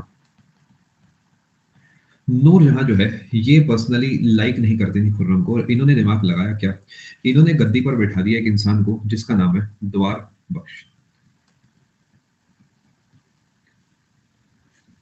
द्वार बख्श नाम के इंसान को बना दिया नेक्स्ट बादशाह। आपके सारे कमेंट्स थोड़े से इग्नोर करे जा रहे हैं इस पॉइंट पे। थोड़ा समझ पा रहे हैं? अभी के लिए आप नोट ना करें, चाहे तो लिख सकते हैं, समझने पे मेन फोकस करें। यानी नूरजहां ने क्या करा, बैठा दिया गद्दी पर द्वार बख्श को। अभी द्वार बख्श बख्श कौन है? नूरजहां की एक शादी पहले हो चुकी थी, शायद आपको याद होगा। उनकी एक बेटी भी हुआ करती थी, उन बेटी का हस्बैंड था द्वार बख्श। समझ पा रहे हैं बात को? कई लोग बहुत ही अलग गेम खेल रहे हैं। प्लीज कुछ भी ऐसा ना लिखें आप जो कि किसी भी धर्म के खिलाफ है, मैं ऐसा बिल्कुल भी टॉलरेट नहीं कर पाऊंगा। मैं बहुत ही बोरिंग तरीके पढ़ाना भी जानता हूँ। प्लीज मेक श्योर आप ऐसा कोई काम ना करें जो किसी और के फेथ एसोसिएटेड कुछ भी आप हम पहुंचाएं। I am very intolerant towards these things. Please ऐसा काम आप ना करें, ठीक है? आप लोग बहुत अच्छे से पढ़ रहे हैं, मैं भी कोशिश कर रहा हूँ ठीक ठाक आपको पढ़ा रहा हूँ, है ना? तो इसका फायदा उठाए, कुछ भी ऐसा ना लिखें, ठीक है? प्लीज अंडरस्टैंड, आप मेच्योर हैं, आप बड़े हैं, हमको स्कूल में थोड़ी है ना। चलो फोकस करें। नूरजहां जो है उनकी एक बेटी हुआ करती थी, उनसे शादी हो गई द्वार बख्श की, और ये बन गया कौन? अगला बादशाह। समझ पाए बात को? अब ये द्वार बख्श कौन है? अरे खुसरो ब्लाइंड है, लेकिन खुसरो का बेटा द्वार बख्श है। समझ पाए क्या खेल है? यानी द्वार बख्श एक्चुअली में कुछ नहीं है, भतीजा है किसका? शाहजहां का। समझ पाए बात को? यानी नूरजहां का दिमाग देखो कितना सही लगा कि परिवार की चीज परिवार में रही, और वो भी नहीं बैठा गद्दी पर जो कि उनके खिलाफ था, यानी खुर्रम। अब यहाँ पर क्या हुआ कि नूरजहां ने साजिश रची और अपनी ही बेटी की शादी करा दी खुसरो के बेटे से, और उसे बना दिया नेक्स्ट बादशाह। कंफ्यूजन बिल्कुल होगा, क्यों नहीं होगा? शाहजहां तक कंफ्यूज है, बिल्कुल होगा बेटा, क्यों नहीं होगा? बिल्कुल होगा। आराम आराम से मेरी बात को समझो। अगले पेज, तभी तो कहा था कुछ नोट मत करो, सुनो मेरी बात ध्यान से। जहांगीर जो है ये सब किया धरा जहांगीर का ही है वैसे तो। देखिए जहांगीर की कई बीवियां हुआ करती थी, उनमें एक बीवी थी मानबाई जिनकी डेथ हो गई। इनका एक बेटा था खुसरो जो ब्लाइंड हो गया। इनका एक बेटा था द्वार बख्श। जहांगीर की एक और बीवी थी जिनका नाम था जगत गोसाई, जिनके साथ इनका एक बच्चा था जिसका नाम था खुर्रम। जहांगीर की एक और बीवी थी जिसका नाम था नूरजहां। नूरजहां की एक बेटी थी जो इनकी शादी पहले हो रखी थी, उनसे एक बेटी थी। अब अगर नूरजहां दिमाग लगा के इनकी आपस में शादी करा देती है तो मुगल भी खुश क्योंकि परिवार का इंसान बैठा है गद्दी पर, ये भी खुश क्योंकि पावर इनके हाथ में आ गई। तो ये प्लान था इन लोगों का मिलकर कि ऐसा कुछ करते हैं। समझ पाए बात को? ठीक है। चलो अब यहाँ पर खुर्रम जो है वो बुरा मान गया। ये आप समझ पा रहे हैं कि Dawar Bakhsh was the nephew of Khurram. जी हाँ बिल्कुल सिद्धार्थ, समझ पाए बात को? देखिए ऐसा हम नहीं कह सकते वो छोटा होगा, ऐसे थोड़ा सा आपको समझना होगा। यहाँ पर एज फैक्टर आप ऐसे जज नहीं कर सकते। ठीक है जी। यानी नूरजहां ने दिमाग लगाया कि एक मुगल इंसान, मुगल बादशाह भी बैठ गया गद्दी पर। अभी के लिए चीजों को समझने पे आप ध्यान दें, कमेंट्स थोड़े से आप कम करें। और नूरजहां का जो मकसद है वो हल हो गया। अब सच बताऊं जो किताबें हैं वो ये भी कहती है कि द्वार बख्श जो है he was not keen to become the badshah. यानी द्वार बख्श नहीं चाहते थे कि वो बादशाह बने। द्वार बख्श जो है खुर्रम को बहुत अच्छा मानते थे कि जो हमारे ये चचा है यही उस गद्दी पर जाके बैठे। समझ पाए बात को? यानी द्वार बख्श दिल के अच्छे इंसान थे और इन्होंने दिमाग लगाया कि जो हमारे चचा है वही बैठने चाहिए। बट इन्हें कह दिया अरे बैठ जाओ, अरे अरे बैठो यार, क्या बात कर रहे हो, अरे बैठो बैठो कॉफी पी के जाना। तो द्वार बख्श को जो है गद्दी पर बैठा दिया। अब प्रॉब्लम क्या हुई कि वो भी अहमदनगर से आएगा, आगरा। समझ गए जी? अब वो आया अहमदनगर से आगरा, उसने देखा यहाँ तो कोई नहीं भाग रहा, तो उसने कहा भैया कोई नहीं भाग रहा तो अब मैं भगाऊंगा। यानी जैसे ही वो आगरा पहुंचा तो उसने देखा यहाँ का तो अलग ही माहौल हो रहा है। यहाँ पर जो है द्वार बख्श उस गद्दी पर बैठा हुआ, मना भी करे जा रहा है, बैठे भी जा रहा है, अरे बस चलते चलते भी कर रहा है, काजू भी खाया जा रहा है। अब ऐसे कैसे काम चलेगा? अब यहाँ पर क्या होगा फिर? जो खुर्रम है आते ही जो है वो कहेगा हेलो चाचा और ये कहेगा टाटा बाय बाय, खत्म, tata bye bye goodbye, और खेल खत्म। यानी खुर्रम किल्ड द्वार बख्श। यार मैं तो कह ही सकता हूँ, मेरा ही डायलॉग है, नाम देखो गौर फरमाओ। वो राहुल भी राहुल का डायलॉग नहीं मारेगा तो वो कौन मारेगा? समझ पा रहे हैं? खुर्रम किल्ड द्वार बख्श एंड मारा क्यों? क्योंकि उनकी गद्दी थी ना, नहीं दे रहे थे। देखिए शिखा, यही आपको मैं समझाना चाहता हूँ कि कभी कभार पॉइंट प्रूफ करने के लिए आपको हेड ऑन कोलिजन करना पड़ता है। खुर्रम ने ये करा तभी तो बाकी सब डरे। ये पॉलिटिक्स एंजॉय करें, से ऐसे ही जीवन चलता है। यानी बिना बात माना जाता है, क्या एक तरीके का बलि का बकरा बन गया द्वार बख्श, बिना बात ही मारा गया। इसलिए कहा जाता है इतिहास में कि मुगल डायनेस्टी का स्केपगोट कौन है। बहुत मुश्किल सवाल बनता है, द्वार बख्श इसका आंसर है। अगले पेज पे समझाता हूँ। अब चीजों को नोट कैसे करना है मैं आपको समझा देता हूं। अभी आप सभी के मैसेज पढ़ता हूं मैं। अभी आपका मैसेज मैं पढ़ता हूं। अरुण शायद आपका मैसेज है। चलो समझ पा रहे हैं जी? फटाफट से नोट करें।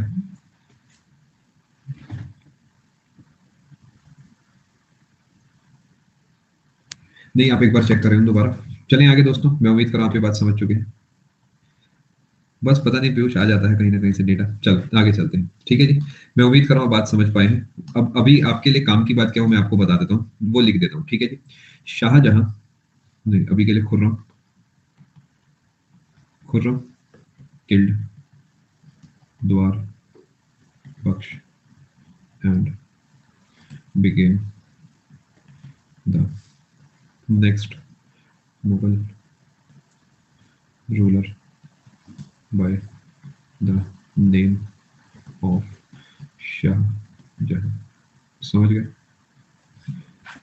द्वार बख्श जो है ये आप ध्यान रख सकते हैं, द्वार बख्श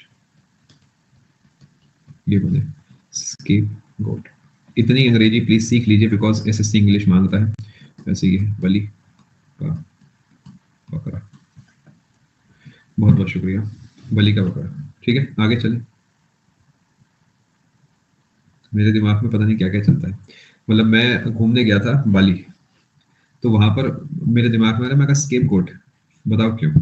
मेरे दिमाग में बहुत कुछ चलता है, पता नहीं क्यों चलता है ऐसे ही यार। अपना देखो तो खुश रहना चाहिए जीवन में। क्योंकि बाली जगह का नाम था, आइलैंड का नाम था जहां मैं घूमने गया था, और वहां पे बकरा जा रहा था। चले फटाफट से नोट करें, हम आगे चलते हैं। चले चले दोस्तों आगे, चले जी आगे, चले आगे दोस्तों, कोई दिक्कत तो नहीं है किसी को, आगे चले। चलो दोबारा बक्स घूम रहा था, ये नेक्स्ट लेवल बच्चे देखो जरा इन्हें। चलो अब चीजों को थोड़ा समझना, कुछ चीजें मैं आपको बताने चाह रहा हूँ। ये सब 1627 के ठीक बात हुआ नौमित, अभी आपको थोड़ा समय देंगे ना, तो मैं जैसे ही शाहजहां की टाइम लाइन लिखूंगा तब आप चीजों को समझ जाएंगे, आराम आराम से समझे। देखो अब मैं आपको क्या समझाना चाह रहा हूँ। अभी तक हमने बाबर के बारे में पढ़ा था, ब्रेक आपको भी मिलेगा बेटा, बाबर के बारे में पढ़ा था ना। बाबर की बायोग्राफी किसने लिखी थी? देखो आपका दिमाग कितना तेज है, बाबर की बायोग्राफी लिखी थी बाबर ने, बिल्कुल सही, बिल्कुल सही, बाबर ने लिखी थी। तो क्या बाबर की ऑटोबायोग्राफी थी?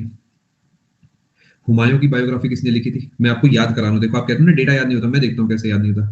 हुमायूं की बायोग्राफी किसने लिखी थी?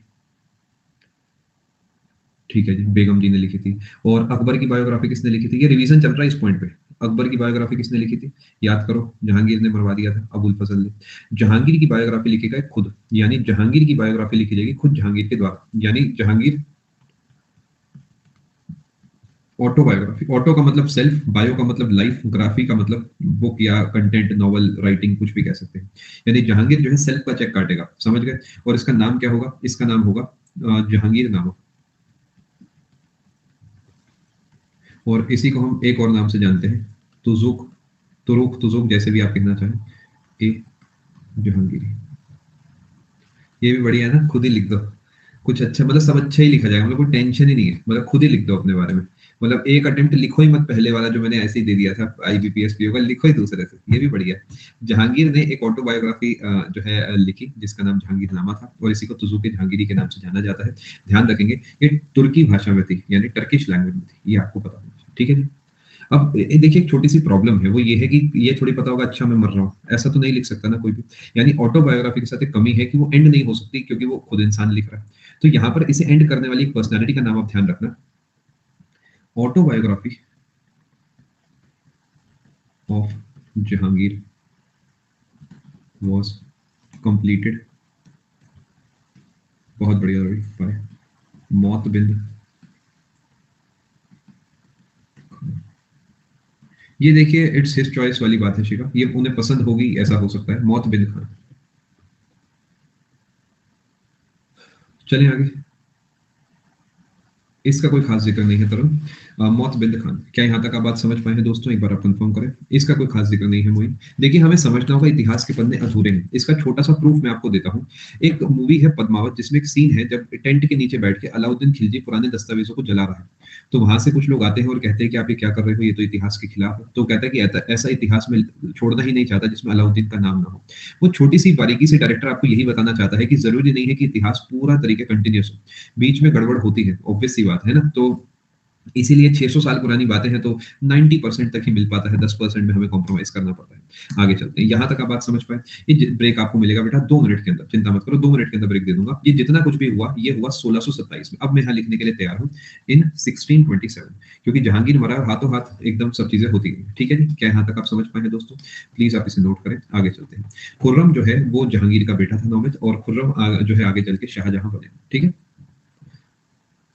देखिए मैं आपको हल्का सा यहाँ से एक फ्लैशबैक देना चाहूंगा, 2 मिनट का आप समय मुझे देंगे। 1627 ईयर है अविनेश, ठीक है, थोड़ा सा मुझे समय दें। टोम बेटा मैं आपको ऑलरेडी लिखवा चुका हूँ, देखो आपने शायद मिस कर दिया होगा, मैंने कहीं तो लिखा है टोम, ये लिखा है देखो मैंने, टोम ऑफ जहांगीर लाहौर, ठीक है। चलो कोई दिक्कत की बात नहीं, थोड़ा सा पर्सपेक्टिव दूंगा। 2 मिनट के लिए कमेंट खाली करेंगे, मैं आपके कमेंट इग्नोर करूंगा, पूरे तरीके फोकस करेंगे। जी हाँ दीक्षा, मैंने अभी आपको ये बताया है कि 1190 के आसपास, 1191 92 में, 5 मिनट आप मुझे अब देंगे, कमेंट्स आपके मैं पूरे तरीके इग्नोर कर रहा हूँ। 1191 में मोहम्मद घुरी जो है आता है, पृथ्वीराज चौहान जी से लड़ता है, 1-2 साल के अंदर पृथ्वीराज चौहान जी को हरा देता है, और उसके बाद जयचंद जी को हरा देता है, और कुछ लोगों को और हरा के यहाँ पर कुतुबुद्दीन ऐबक को अपनी गद्दी पर बिठाकर चले जाता है, मृत्यु हो जाती है, और ये दिल्ली सल्तनत की स्थापना कर देते हैं। दिल्ली सल्तनत की स्थापना कुतुबुद्दीन ऐबक करता है, उसे मजबूत करता है इल्तुतमिश, 1206 से स्टार्ट होती है, वो 1206 से शुरू होकर कई सारी बड़ी पर्सनैलिटीज आती हैं। अभी के लिए आप कमेंट सेक्शन प्लीज खाली करेंगे, ठीक है, प्लीज इधर फोकस करेंगे। यहाँ से कहानी आगे चलती है, इल्तुतमिश नाम का एक महान बादशाह आता है, फिर आगे चल के बलबन की जो क्रूअल पॉलिसीज है हमने वो पढ़ा, 1290 में जाके इनकी मृत्यु हो जाती है। यानी सब एंड हो जाता है, खत्म हो जाता है। 1290 से खिलजी वंश की स्थापना होती है जो कि जलाल करते हैं, और 1290 में जलाल जब उसकी स्थापना करते हैं तो 5-6 साल के बाद ही जो है उनकी हत्या कर देता है उन्हीं का भतीजा अलाउद्दीन, और अलाउद्दीन उस गद्दी पर 20 साल के लिए विराजमान रहता है। 1296 से 1316 तक वो विराजमान रहता है, और उसके बाद जो है उनकी मृत्यु के 3-4 साल के अंदर खिलजी वंश खत्म हो जाता है। अभी के लिए आप इसे प्लीज नोट ना करें, इस पेज को सिर्फ समझें, ठीक है। 1320 के अंदर क्या है, यहाँ पर खिलजी वंश खत्म होकर एक नया वंश बनता है जिसका नाम है तुगलक वंश। तुगलक वंश यहाँ से आगे तक चलता है। तुगलक वंश में कई सारे लोग आते हैं। बताओ फाउंडर कौन है, इस बार आप बताएंगे, मैं नहीं बताऊंगा, आपसे एफर्ट लगाऊंगा, देखो तभी तो दिमाग से आपके आंसर्स निकलेंगे। बताओ जी कौन है, ये है गियासुद्दीन तुगलक, गाजी मलिक आते हैं, मोहम्मद बिन तुगलक आते हैं, फिरोज शाह तुगलक आते हैं, सब आते हैं। और अल्टीमेटली ये डायनेस्टी कहाँ जाके खत्म होती है, याद करो, जो 1398 में तैमूर नाम का एक इंसान आके आक्रमण करता है, तब वो इस डायनेस्टी को तबाह करके रख देता है, बट फिर भी वो खत्म नहीं होती। 1412 या 1414 में जाके जो है ये खत्म होती है, और यहाँ पर एक नए वंश की स्थापना हो जाती है जिसे हम किस नाम से जानते हैं, सैयद वंश के नाम से। सैयद वंश की स्थापना होती है, और कुछ ही समय के बाद सैयद वंश खत्म हो जाता है, और सैयद वंश जो है खिजर खां के द्वारा शुरू करा जाता है। खिजर खां का जो सैयद वंश है कब तक चलता है, कोई बता सकता है? इसका एंड कब होता है? जब बहलोल लोदी नाम का एक इंसान अचानक प्रकट होता है, सैयद वंश को खत्म करता है। ये होता था 1451 में खत्म, ठीक है जी। 1451 में खत्म होता है, और धीरे धीरे लोदी साम्राज्य के लोग आके बैठते हैं, और फाइनली एक इंसान आके बैठता है जिसका नाम है क्या, इब्राहिम लोदी। इब्राहिम लोदी की हत्या करी जाती है बाबर के द्वारा 1526 में, और 1526 से एक नया वंश शुरू होता है जिसका नाम है मुगल डायनेस्टी, ठीक है। यानी मैंने अभी तक जो आपको बताया उसमें ये बताया कि पहली डायनेस्टी ये है, दूसरी डायनेस्टी ये है, तीसरी डायनेस्टी ये है, चौथी डायनेस्टी ये है, और पांचवी डायनेस्टी ये है। बहुत बढ़िया से रिवीजन हो गया। अब पानीपत का जो पहला युद्ध होता है उसमें बाबर क्या करता है, इब्राहिम लोदी को हराता है, धीरे धीरे अपनी पकड़ बनाने के लिए और बड़ी बड़ी पर्सनालिटीज को हराता है, और लेकिन उसकी कुछ ही समय के बाद जो है मृत्यु हो जाती है। 1529-30 में माना जाता है कि बाबर की मृत्यु हो गई, और उसके बाद जो है उसका बेटा हुमायूं, जो कि पहले से ही बड़ा था, 1526 में भी वो काफी मैच्योर था, वो जाके मस्जिद और बाग बनवाता है। हुमायूं उस गद्दी पर आके बैठ जाता है। अब हुमायूं उस गद्दी पर आके बैठता है, लेकिन बैकग्राउंड में शेरशाह सूरी जी की पावर बहुत ज्यादा बढ़ जाती है, और हुमायूं के बैठने के 10 साल के अंदर अंदर शेरशाह सूरी इतने मजबूत हो जाते हैं कि वो उन्हें उस गद्दी से हटा देते हैं। 1540 में उन्हें चौसा के युद्ध, कन्नौज के युद्ध में हटाया जाता है। 10-15 साल तक वो परेशान रहते हैं, और बीच में यहाँ पर एक वंश आता है जिसका नाम है सूर्यवंश। सूर्यवंश की स्थापना करते हैं शेरशाह सूरी, कुछ और तरीके के लोग आते हैं, और एंड में सिकंदर सूरी आता है जिसे 1555 में हुमायूं हराता है, और 1555 से 1556 तक फिर से जो है हुमायूं राज करता है। हुमायूं की मृत्यु हो जाती है, सीढ़ी से गिर के, छत से गिर के, अपने को कोई फर्क नहीं पड़ता, और हुमायूं का अंत हो गया। हुमायूं का मकबरा दिल्ली में, ठीक है। 1556 में हुमायूं का बेटा आकर उस गद्दी पर बैठता है जिसका नाम है अकबर। अकबर आके बैठता है, छोटा सा बेचारा होता है, 13 साल का, और उस गद्दी पर बैठता है बैरम खां की मदद से। लेकिन बैठने से पहले भी उसे एक टेस्ट देना पड़ता है जिसका नाम है second battle of Panipat. Hemu को हराता है जैसे तैसे बैरम खां की मदद से, और फाइनली जैसे तैसे मुगल साम्राज्य को बचा जाता है। यहाँ से कुछ समय तक 1556 से 1560 तक बैरम खां, 62 तक महामंगा का राज चलता है। धीरे धीरे अकबर बड़ा भी हो जाता है, अपने फैसले लेता है, और एक नई तरीके का फैसला लेता है जिसमें दुश्मन को मारता नहीं है, मारने की जगह वो क्या करता है, उन्हें अपना अधीन बनाने की कोशिश करता है। धीरे धीरे ऐसे बहुत सारे राजपूतों से अपने संबंध बनते हैं, दोस्ती वाले संबंध बनते हैं, जो कि रूलर के तौर पर कामयाब भी माने जाते हैं। फाइनली इनकी मृत्यु हो जाती है आगे चल के। कब, कोई बता सकता है अकबर की मृत्यु कब हुई? आगरा के पास सिकंदरा नाम की जगह पे इन्हें दफनाया गया। 1605 में इनकी मृत्यु हो गई। इनकी मृत्यु होने से पहले ही जो इनका जो बच्चा है इन्हें बड़ा परेशान करा करता था। इनके बच्चे का नाम था क्या? सलीम। सलीम जो है बड़े होकर जहांगीर बना, और जहांगीर जो है 1605 में उस गद्दी पर बैठ जाता है। लेकिन अकबर ने जहांगीर से यानी सलीम से परेशान होकर एक बार कह दिया था गुस्से गुस्से में कि सलीम तुम नहीं बनोगे, खुसरो तुम बनोगे। इस बात को सुन के खुसरो बड़ा खुश हो गया, मन में लड्डू फूटा। लेकिन बाद में क्योंकि जहांगीर उस गद्दी पर बैठा तो खुसरो ने रिवोल्ट कर दिया कि नहीं, मैं इस गद्दी पर बैठूंगा। तो खुसरो जो है उसकी बात एक ना सुनी गई, लेकिन खुसरो ने रिवोल्ट करके जब गुरु अर्जन देव जी का साथ मांगा तो जहांगीर को ये बात एक ना भाई, और उसने क्या करा, गुरु अर्जन देव जी की हत्या करा दी, और क्योंकि अपना बच्चा था तो इसकी आंखें फोड़वा दी। बदले में मौका मिला किसे, खुर्रम को कई मिशन पे भेजा गया, अहमदनगर मिशन पे भेजा गया, जहां पर उसने बहुत अच्छे से कामयाबी हासिल करी, और कामयाबी हासिल करने के बाद अहमदनगर की सूबेदारी जो है जहांगीर ने खुर्रम को ही दे दी। जैसे ही जहांगीर की मृत्यु हुई ओवर ड्रिंकिंग की वजह से, लाहौर में उसे दफनाया गया शाहदरा नाम की जगह पे। तो यहाँ पर मौका मिला खुर्रम को, लेकिन उससे ही पहले 1627 में नूरजहां ने क्या करा, द्वार बख्श नाम के इंसान को, जो कि उसका रिश्तेदार हुआ करता था, उस गद्दी पर बैठा दिया। कुछ ही दिन के अंदर अंदर द्वार बख्श मारा गया, और 1627 में यहाँ पर द्वार बख्श की हत्या करके जो शाहजहां है वो बन जाता है, खुर्रम जो है शाहजहां बन जाता है, और एक नए साम्राज्य की शुरुआत करता है। साम्राज्य मुगल साम्राज्य ही रहेगा, एक नया रूलर आके बैठ जाता है।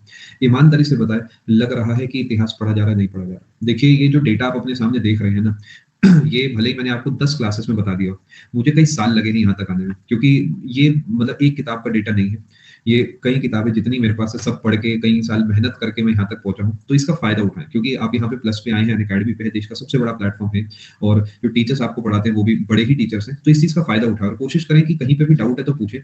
लेकिन ये डेट्स जो मैंने अभी आपको बोली है 100% आपके दिमाग में होनी चाहिए। सबसे पहले बताएं, मजा आ रहा है? अब मैं आपको 2 मिनट का ब्रेक दे रहा हूँ। जो बच्चे कह रहे थे डेट्स याद नहीं होती, थोड़ा सा कॉन्फिडेंस आया, ये स्पेसिफिकली उन्हीं के लिए पहले करा गया था, जो कहते हैं डेट्स याद नहीं होती। मैंने कहा कैसे याद नहीं होगी, मैं देखता हूँ, ठीक है।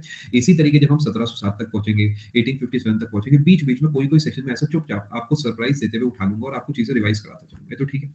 चलो, बैटल्स भी याद करा देंगे, चिंता ना करें। अब मैं आपको यहाँ से 2 मिनट का ब्रेक दे रहा हूँ और उसके बाद जो हम कंटिन्यू करेंगे अपने सेकंड हाफ पे शाहजहां की बात करेंगे। आज हम शाहजहां पे रुकेंगे और उसके बाद जो है हम आज के सेशन को कंक्लूड कर देंगे, ठीक है जी। चलो आप प्लीज सेशन में बन रहे हैं।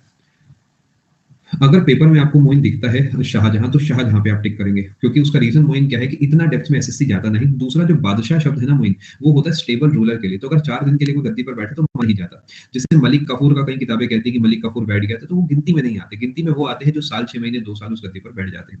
जैसे आपके स्कूल में आपको मैथ्स के कोई टीचर हुआ करते होंगे, अगर वो एक दिन नहीं आए होंगे तो कोई सब्स्टिट्यूशन टीचर आया होगा, लेकिन क्या उस सब्स्टिट्यूशन टीचर को मैथ्स का टीचर माना जाएगा? नहीं, क्योंकि वो तो एक दिन के लिए आके बैठे थे ना। आई होप आपको पर्सपेक्टिव मिल गया हो। बट मान लेते हैं मोइन की आपको ऑप्शन में शाहजहां दिखता ही नहीं, या फिर सवाल की फ्रेमिंग ऐसी आ जाती है कि बताओ शाहजहां से पहले कौन बैठा था, जहांगीर के बाद कौन बैठा था, तब वो सवाल खुद कहना चाह रहा है द्वार बख्श पे टिक करो, ठीक है। आप लोग सेशन में बन रहे हैं, आपको मैं पूरे 1 से 2 मिनट का ब्रेक दे रहा हूँ, मैं भी थोड़ा पानी पी लेता हूँ और उसके बाद जो है आगे चलते हैं, ठीक है। आप सेशन में बन रहे हैं।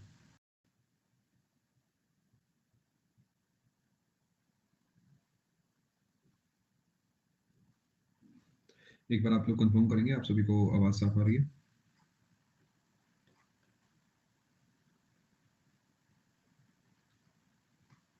अरुण, आपने सही लिखा है। देखिए है क्या, मैं आपको बताता हूँ कुछ चीजें, थोड़ा सा मैं आपको एक बार क्लियर करना चाहूंगा यहाँ पे। देखिए है क्या कि कुछ चीजें ऐसी हैं जो हम मानते हैं, जैसे कि आपने सुना होगा एक टाइटल है अलेक्जेंडर ऑफ इंडिया या फिर सिकंदर सानी का। अब कोई कहता है मलिक काफूर ने वो टाइटल दिया था अलेक्जेंडर को, और कोई कहता है कि नहीं वो टाइटल तो अलेक्जेंडर जो मलिक अलाउद्दीन है उसने खुद नहीं ले लिया था, है ना। तो यहाँ पर मैं जो डेटा पे फोकस करता हूँ, मैं थोड़ा सा एग्जाम ओरिएंटेड डेटा उठाने की कोशिश करता हूँ। हो सकता है आपने किसी किताब में डेफिनेटली ये पढ़ा हो कि खुर्रम जो है उसे टाइटल शाहजहां का जो दिया गया था जहांगीर के द्वारा दिया गया था। हो सकता है ये बात भी सही हो, बट मेरा अल्टीमेट जो गोल है यहाँ पर वो सिर्फ इतना सा है कि पेपर में बच्चे को 4 सवाल दिखे इतिहास के, उसके चारों टिक हो जाए, समझ गए। मतलब मेरा अल्टीमेट गोल जो है वो ये है कि पेपर क्लियर हो। तो उसलिए मैं कुछ डेटा को हल्का सा खुद ही मॉडिफाई करता चलता हूँ। मैं ये बात शुरू से ही आपको बताता हूँ कि बहुत सारी कहानियां ऐसी हैं जो मैं खुद ऐड करता हूँ। देखिए यही मेरा काम है, इसी बात के लिए मैं यहाँ बैठा हूँ कि किताब से हटकर किताब से ऊपर कुछ आपको मैं सिखा सकूँ, ठीक है। बाकी हो सकता है आपने ऐसा नहीं पढ़ा, उसमें कोई डाउट नहीं। चलो एग्जाम खत्म, एग्जाम बहुत अच्छा गया, 88 अटेम्प्ट तो 10 मिनट टास्क में बच गए थे, पेपर रिवाइज भी, अरे वाह। एक मैसेज बस मैं पढ़ लेता हूँ। अरे वाह, बहुत बढ़िया। अभी देखिए सब आपकी मेहनत है, सब आपकी मेहनत है, बहुत बढ़िया। बहुत बहुत मुबारक। आप आराम से घर जाएं और रिलैक्स करें। चलो जी आगे चलते हैं जी। चलो जी आगे बढ़ते हैं जी। मैं उम्मीद कर रहा हूँ यहाँ तक आप बात समझ चुके हैं। अब हम बात करेंगे यहाँ पे शाहजहां की, बड़ी फेमस पर्सनैलिटी है। देखिए एक बात तो सच है, अब देखिए मैं धीरे धीरे आपकी भूमिका बांध रहा हूँ यहाँ पर शाहजहां की। एक बात तो सत्य है, कुछ चीजें ऐसी हैं जो हमेशा रहती है, जो इंसान को अमर बनाती है। शाहजहां ने अच्छा करा या बुरा करा, बट एक चीज ही ऐसी बना गया जो अमर है, वो है ताजमहल। चाहे वो किसी के लिए क्या बनाया, लेकिन वो ऐसी चीज बन गई जिसने इंडिया का नाम जो है वर्ल्ड्स जो आप कहेंगे जो वंडर्स ऑफ द वर्ल्ड है उसमें छाप दिया। तो ये मैं पहले शुरू करने से पहले इनकी तारीफ करना चाहूंगा कि एक ही चीज ऐसी है जो कि मतलब जब आप देखते हो ना 7 अजूबे में एक होना बहुत ही बड़ी बात है। हम जैसे देश के लिए जो भी 70 साल पहले गुलाम हुआ करता था, सोच के देखो 70-80 साल पहले हम गुलाम थे ना 1940s में, आज हम 7 अजूबों में से एक चीज बना के बैठेंगे, बहुत बड़ी बात है। शाहजहां जो है गद्दी पर आके बैठेंगे कब, ये गद्दी पर आके बैठेंगे 1627 में और ये राज करेंगे 1658 तक। यहाँ पर मैं एक चीज आपको बता देता हूँ, रूलिंग पीरियड जो है इनका, रूलिंग पीरियड ये थोड़ी सी अलग बात है, बाकी किसी में ये चीज मैंने नहीं लिखी होगी, वो है इनका 1627 से 1658। अब यहाँ पर आप लिख लेना बट डाइड 8 years लेटर इन 1666। ये अभी तक की सबसे दिलचस्प पर्सनालिटी होने वाली है, लेटर इन 1666। आपने देखी एक चीज कि कभी मेहमान आता है और वो कहता है मैं 2 दिन के बाद चले जाऊंगा, और वो तीसरे दिन भी नहीं जाता, तो इरिटेशन होने लगती है कि अरे यार हो गया जाओ, ठीक है। क्योंकि देखो आते हुए तो डब्बा लाता है, जाते हुए तो हमें देना पड़ता है डब्बा। तो I hope you are understanding, यानी कहानी जो है मतलब कुछ उस तरीके का रुख यहाँ पे लेगी कि भैया ठीक है हो गया। अब ये सब बातें क्यों बोल रहा हूँ, इसका आंसर आपको अगले सेशन में मिल जाएगा। अब इनका जो चाइल्डहुड नेम है, चाइल्डहुड नेम जी बताएं सर, बट के आगे नित्य एक बार आप लिखे चाइल्डहुड नेम जो है वो है इनका, अच्छा बट, अच्छा ठीक है हाँ। देखिए कभी कभार मैं, क्योंकि मैं लिखने पे इतना ध्यान नहीं देता हूँ, तो कभी ऐसा हो तो प्लीज आप खुद भी करेक्ट कर लिया करो, मुझे बता भी दिया करो। सही करा आपने, बता दिया, ठीक है। चाइल्डहुड नेम जो है इनका वो है खुर्रम। ये सही रहता है ना कि पिछले बादशाह में ही अगले बादशाह की बात कर लो तो ऐसा लगता है कोई अपना ही है। अगर मैं बिल्कुल ही नहीं करूंगा ना बात तो बड़ा अजीब सा हो जाएगा। तो इसलिए मैंने खुर्रम की पर्सनालिटी ऑलरेडी आपके सामने बना के रख दी है। भाई ऑल द बेस्ट, आपका एग्जाम ऋषभ बढ़िया जाए, मैं ऐसी कामना करता हूँ। अब ये बात बताने की नहीं है कि शाहजहां के ही पीरियड को हम कहते हैं golden age of architecture. Golden age of architecture. देखिए इतिहास में किताबें बहुत जरूरी है, सामान बहुत जरूरी है, पेंटिंग्स बहुत जरूरी है, लेकिन सबसे ज्यादा लंबी छाप छोड़ने वाली जो चीज है वो है इमारतें। ये तो आप मानते हो ना। कोई पेंटिंग होगी, डेफिनेटली मोनालिसा एक पेंटिंग है और बहुत सारी पेंटिंग्स है वो छाप छोड़ती है, किताबें छाप छोड़ती है, बट इमारतों से ज्यादा कोई छाप नहीं छोड़ता। बिकॉज इमारतों में सब है, कहानियां भी लिख देते हैं पत्थर पे, ड्रॉ भी कर देते हैं, कला भी दिखा देते हैं। यानी इमारत एक ऐसी चीज है जिसे हम पूर्ण मानते हैं। जैसे कि आपने अपना घर देखा होगा, तो अब अगर आपका घर आपके पिताजी ने बनवाया, आपके दादा ने बनवाया, तो वो एक ऐसी चीज है जो कि जनरली लोग एक ही बार बनाते हैं। हम अपना पूरा जीवन जो एक ही घर में बिता देते हैं ना। तो इमारत एक ऐसी चीज है जो कि मतलब बड़ी बात मानी जाती है। और इनके जमाने को हम कहते हैं golden age of architecture, because उन्होंने एक नहीं बहुत इमारतें बनवाई। जैसे कि अगर आपको मैं एग्जांपल दूं, दिल्ली में एक जगह है जिसे आप बोलते हैं रेड फोर्ट। अब देखिए उनको कह रहा हूं जो मानते हैं कि इन्होंने देश को लूटा, ऐसा करा वैसा करा। एजुकेशनल पॉइंट ऑफ व्यू से it does not matter to me. मुझे सिर्फ इतनी बात समझ आती है कि शाहजहां ने एक चीज बनवाई जिसपे हमारे देश के जो सबसे बड़ी पर्सनैलिटी है वो हर साल झंडा फहराते हैं। तो मैं इस बात को जान के बड़ा खुश हूँ। मुझे बाकी कोई फर्क नहीं पड़ता, कोई नेचर में अच्छा था बुरा था, it does not matter to me. जो रेड फोर्ट है, जो कि लाल किला है, जिसे हम लाल किले के नाम से जानते हैं, ये आपको दिल्ली में देखने को मिलता है। दिल्ली में चांदनी चौक नाम की जगह है, वहां पे आप जब मेट्रो से बाहर निकलेंगे, इस तरीके मान लेते हैं आप निकलते हैं, तो यहाँ पर आपको सामने देखने को मिलता है गुरुद्वारा शीशगंज। ये एक सीधी सड़क है, आप इधर की तरफ जाएंगे तो आपको यहाँ पर गली होगी, पराठे वाली गली है। इधर मुड़ेंगे, एक बार इधर मुड़ेंगे और यहाँ मुड़ेंगे तो टी पॉइंट पे आपको पहला पराठे वाला दिखेगा। 3-4 पराठे वाली लाइन से, वैसे 3 ही काम के हैं, बाकी आपकी मर्जी है, ठीक है। यहाँ से जब आप सामने की तरफ जाएंगे तो यहाँ पर एक सड़क पड़ेगी, तो यहाँ पर आपको लाल किला देखने को मिलेगा। ये है लाल किला।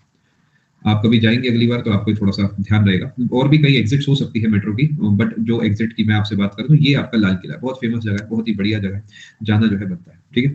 आगे चलते हैं।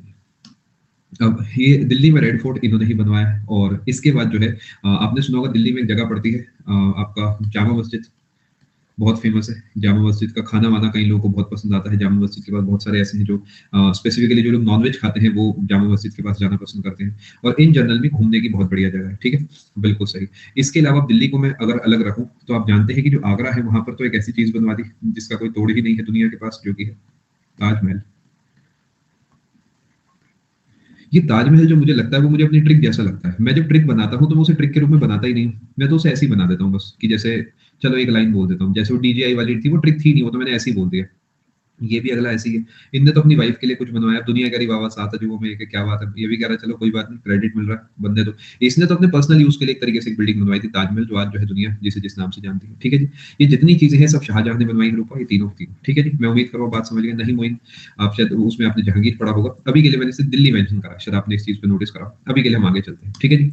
अब जो ताजमहल है इसके बारे में दो शब्द कहने बनते हैं, बाय शाहजहां, ठीक है, for his wife Mumtaz Mahal. Mumtaz Mahal तो नाम है, वैसे नाम है अर्जुन मंद मानो बेगम। सब बताऊंगा बेटा, सब बताऊंगा, देवेश चिंता, विश्वास करो बस, ये मैं एक ही लाइन कहूंगा, विश्वास करो। अर्जुन अर्जुन मंद बानो बेगम, ठीक है। अर्जुन मंद भी हो सकता है सुना हो, या अर्जुन मंद सुना हो, सब एक ही बात है, ठीक है जी। यानी मुमताज महल का जो असली नाम है मैंने आपके लिए वो लिखा है यहाँ पर, समझ गए जी बात को, किसी को कोई तकलीफ तो नहीं है। अब जो शाहजहां है भले ही गद्दी पर बैठे थे 1627 में, लेकिन इनकी शादी जो है हो गई थी 1612। अगले पेज पे जो है मैं एक सेकेंड, बहुत सारे डाउट आ रहे हैं, थोड़ा सा प्लीज पेशेंस रखें। देखिए अभी मैं सेशन को ये इस वाले पोर्शन को अभी के लिए कोई डाउट नहीं उठाऊंगा। अभी के लिए मैं कोई डाउट आपका नहीं उठा रहा हूँ, ठीक है जी। फोकस करें, ठीक है जी। अब बानो भी हो सकता है सुनो, एक ही बात है उत्कर्ष, चलो फोकस करो। 1592 में शाहजहां वॉज, यहां से आप नोट कर सकते हैं, शाहजहां वॉज बॉर्न, ठीक है जी। अब 1612 में got married to Mumtaz Mahal. अब माना जाता है कि ये इनसे बेपनाह मोहब्बत करते थे। ये बात मैं आपको कोई नई बात नहीं बता रहा हूँ, ये बात तो आपको भी ताजमहल घूमने जाएंगे और वहाँ कोई गाइड करेंगे वो भी आपको इसी तरीके बताएंगे। बट ये बात इतिहास में कही जाती है कि ये इनसे जो है बेपनाह इश्क करा करते थे। अब इनके जो है 14 बच्चे थे, जो शाहजहां है और मुमताज महल है, इनके माना जाता है कि 14 बच्चे थे, जिनमें 7 बच्चे जो है बच नहीं पाए थे और 7 ही बच्चे ऐसे हैं जो बड़े हुए थे। 7 बच्चों में 4 जो है लड़के थे और 3 जो है लड़कियां थी। ठीक है जी। जी हाँ, मैं सही बोल रहा हूँ। जो इनके 4 लड़के बच पाए थे वो मैं आपको बताता हूँ। 4 सन्स ऑफ शाहजहां। हर बार यही रिएक्शंस आते हैं बच्चों के। चलो, फोकस करें। सबसे पहले जो थे वो थे दारा शिकोह। दूसरे नंबर पे औरंगजेब। आप लोग हैरान हो रहे हैं, मेरे लिए तो it's just another day at work है। मुझे आदत है आपके आप लोग के ऐसे रिस्पॉन्सेज की। शाह शुजा। और फोर्थ नंबर पे है मुराद बख्श। ये मुराद बख्श जो है ये माना जाता है इनके सबसे छोटे बच्चे थे। ठीक है। और मुराद बख्श जो है इनका जन्म हुआ था 1631 में। ठीक है, 1631 में इनका जन्म हुआ था। और माना जाता है कि इन्हीं के जन्म के समय जो है मुमताज महल जी की जो है मृत्यु हो गई थी। ठीक है, समझ पाए यहाँ तक आप बात। यानी मुराद बख्श जो है ये सबसे छोटे बच्चे थे, दारा शिकोह जो है सबसे बड़े बच्चे थे। और जो बेटियां हैं इनकी 3 डॉटर्स,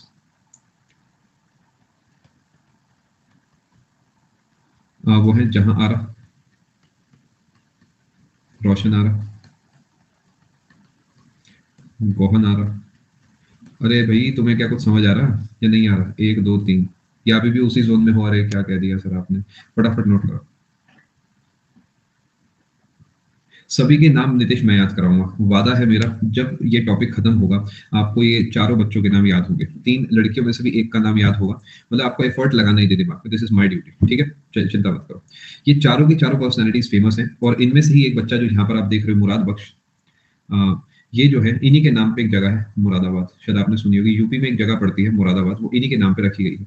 अभी पिछले साल में खाना खाने गया यहाँ पर रेस्टोरेंट पे नए साल पे, तो वहां पर होता है ना कहीं जैसे कुछ मेन्यू जो होता है उसके पहले पेज पे कहीं अच्छी अच्छी बातें लिखी होती है, तो वहां पर जब मैंने पढ़ा तो मैंने कहा "नहीं, क्या बता रहे हो"।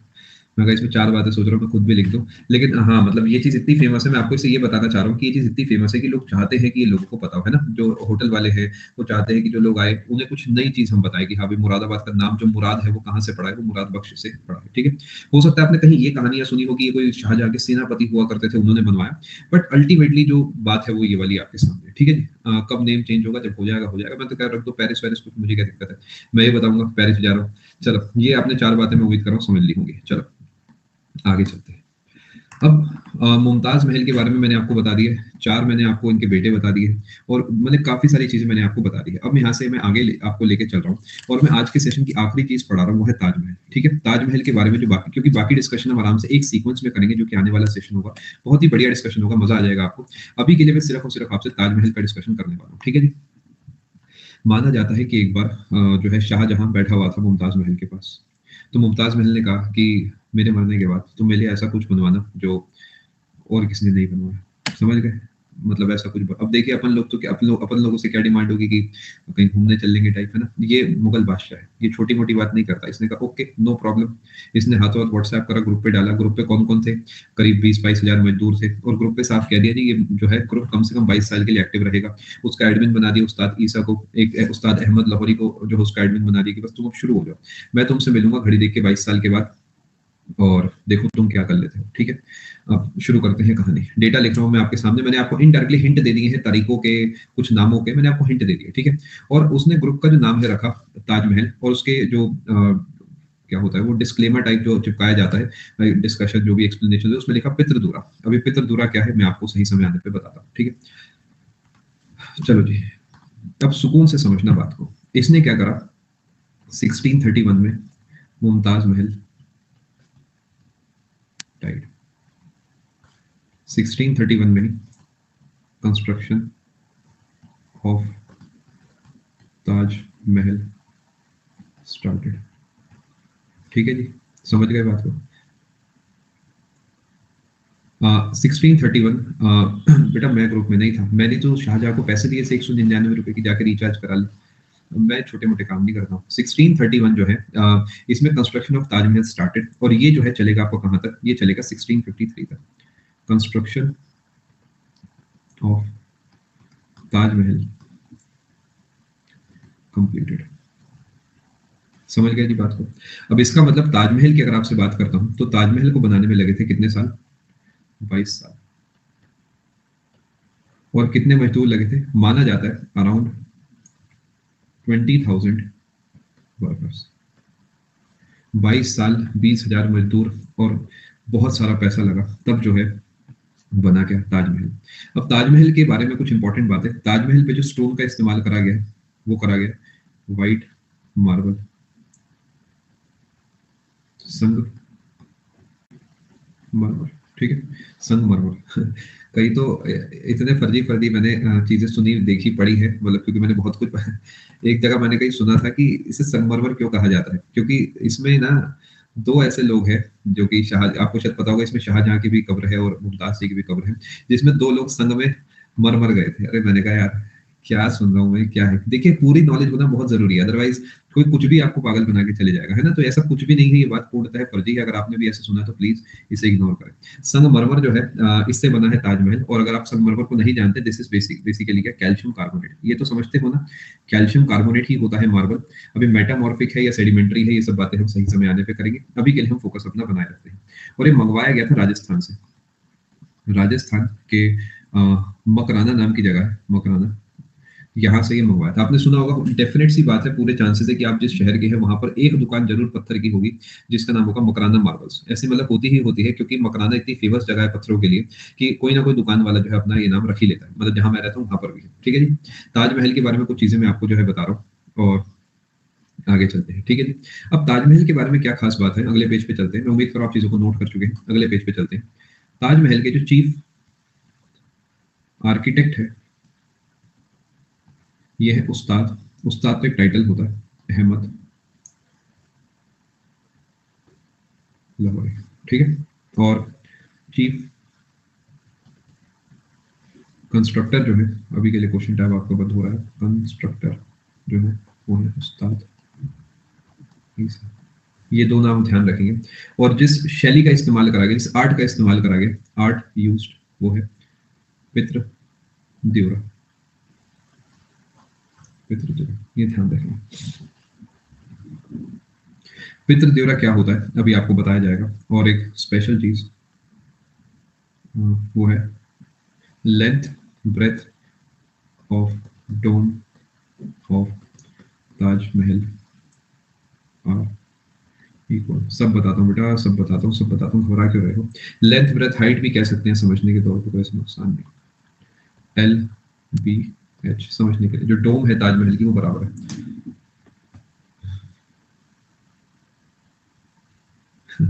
हाथ कटवा दिए थे पर मुंह से बताकर तो बनवा ही सकते, सही बात है। बीटेक नहीं करी थी ना बेटा उन्होंने तुम्हारी तरह। चले आगे, आपने नोट करी डोम। अभी सब बताता हूँ बेटा, डोम का मतलब गुंबद, पित्र दूरा का सब बताया जाएगा बेटा। अभी तो डेटा लिख रहा हूँ ना मैं, अभी आपके नोट्स बनवा रहा हूँ, अभी सब समझाऊंगा, चिंता मत करो।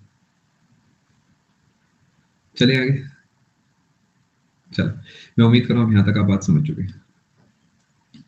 अब सवाल है कि हाथ काटे या नहीं काटे। बहुत देर हो गई, ये जो है ये बच्चे जो है बात ही काटे जा रहे हैं इस बात पे कि हाथ काटे नहीं काटे। देखिए एक छोटी सी बात मैं आपको बताता हूँ। कई चीजें ऐसी होती हैं जिसे कह दिया जाता है कवियों के द्वारा, मतलब ये कहीं नहीं लिखा हुआ कि हाथ काटे हैं, ये सिर्फ कहने वाली बातें होती हैं। मुझे बताएं, आपने सुना होगा कि पता नहीं किसके घर वाले हैं, कौन इतने अच्छे बच्चे हैं जिनके माँ बाप कहते हैं कि अरे बेटा तू तो मेरी आंख का तारा है। सुना है ना आपने कि कहानी में कि माँ ने अपने बच्चे को कहा तू तो मेरी आंख का तारा है। सुना होगा, पता नहीं कौन से घर हैं यहाँ पर ऐसे सराहा जाता है। खैर कोई बात नहीं। तो क्या सच में आंख का तारा हो गया बच्चा? मतलब लिटरली क्या वो तारा है? सोच के देखो, ये तो कहावत है ना, वो तो कहावत है। अब माना जाता है कि आपने सुना होगा कि ये तो जो है, मान लेते हैं कि इंसान जा रहा है यहाँ पर इस तरीके। अब आपने सुना होगा ये चीज भी कि अगर कोई इंसान इस तरीके जा रहा है तो उसके हाथ में क्या कहते हैं जी, अंधे की लाठी। सुना होगा अंधे की लाठी है। अब अंधे की लाठी का ये तो मतलब है नहीं कि एक्चुअल में एक आदमी है जो ऐसा अंधे की लाठी बना हुआ बैठा है कि यार क्या ही हो रहा है यार, कमाल ही हो गया, मैं स्कूल जा रहा था और मुझे अंधे की लाठी बना दी। ऐसा तो नहीं होता ना, ये तो सब कहने की बात है। यानी जितनी चीजें हैं सब कहने की होती हैं कि हाँ भाई अंधे की लाठी है और हाथ काट दिए, ये सब कवि के माध्यम से चीजें होती हैं, ठीक है। यानी माना जाता है कि कवियों ने कह दिया होगा कि हाथ काटे, क्योंकि जब उन्होंने ताजमहल को बना हुआ देखा था तो उन्हें बड़ी खुशी हुई थी।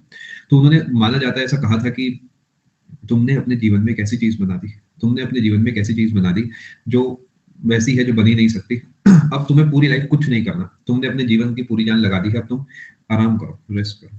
तुम्हें पैसा मैं दूंगा, समझ गए? पैसे की तुम्हें कोई कमी नहीं होगी, तुम बस मुझे एक बार फोन कर देना, मैं बैठा हूँ, ठीक है जी।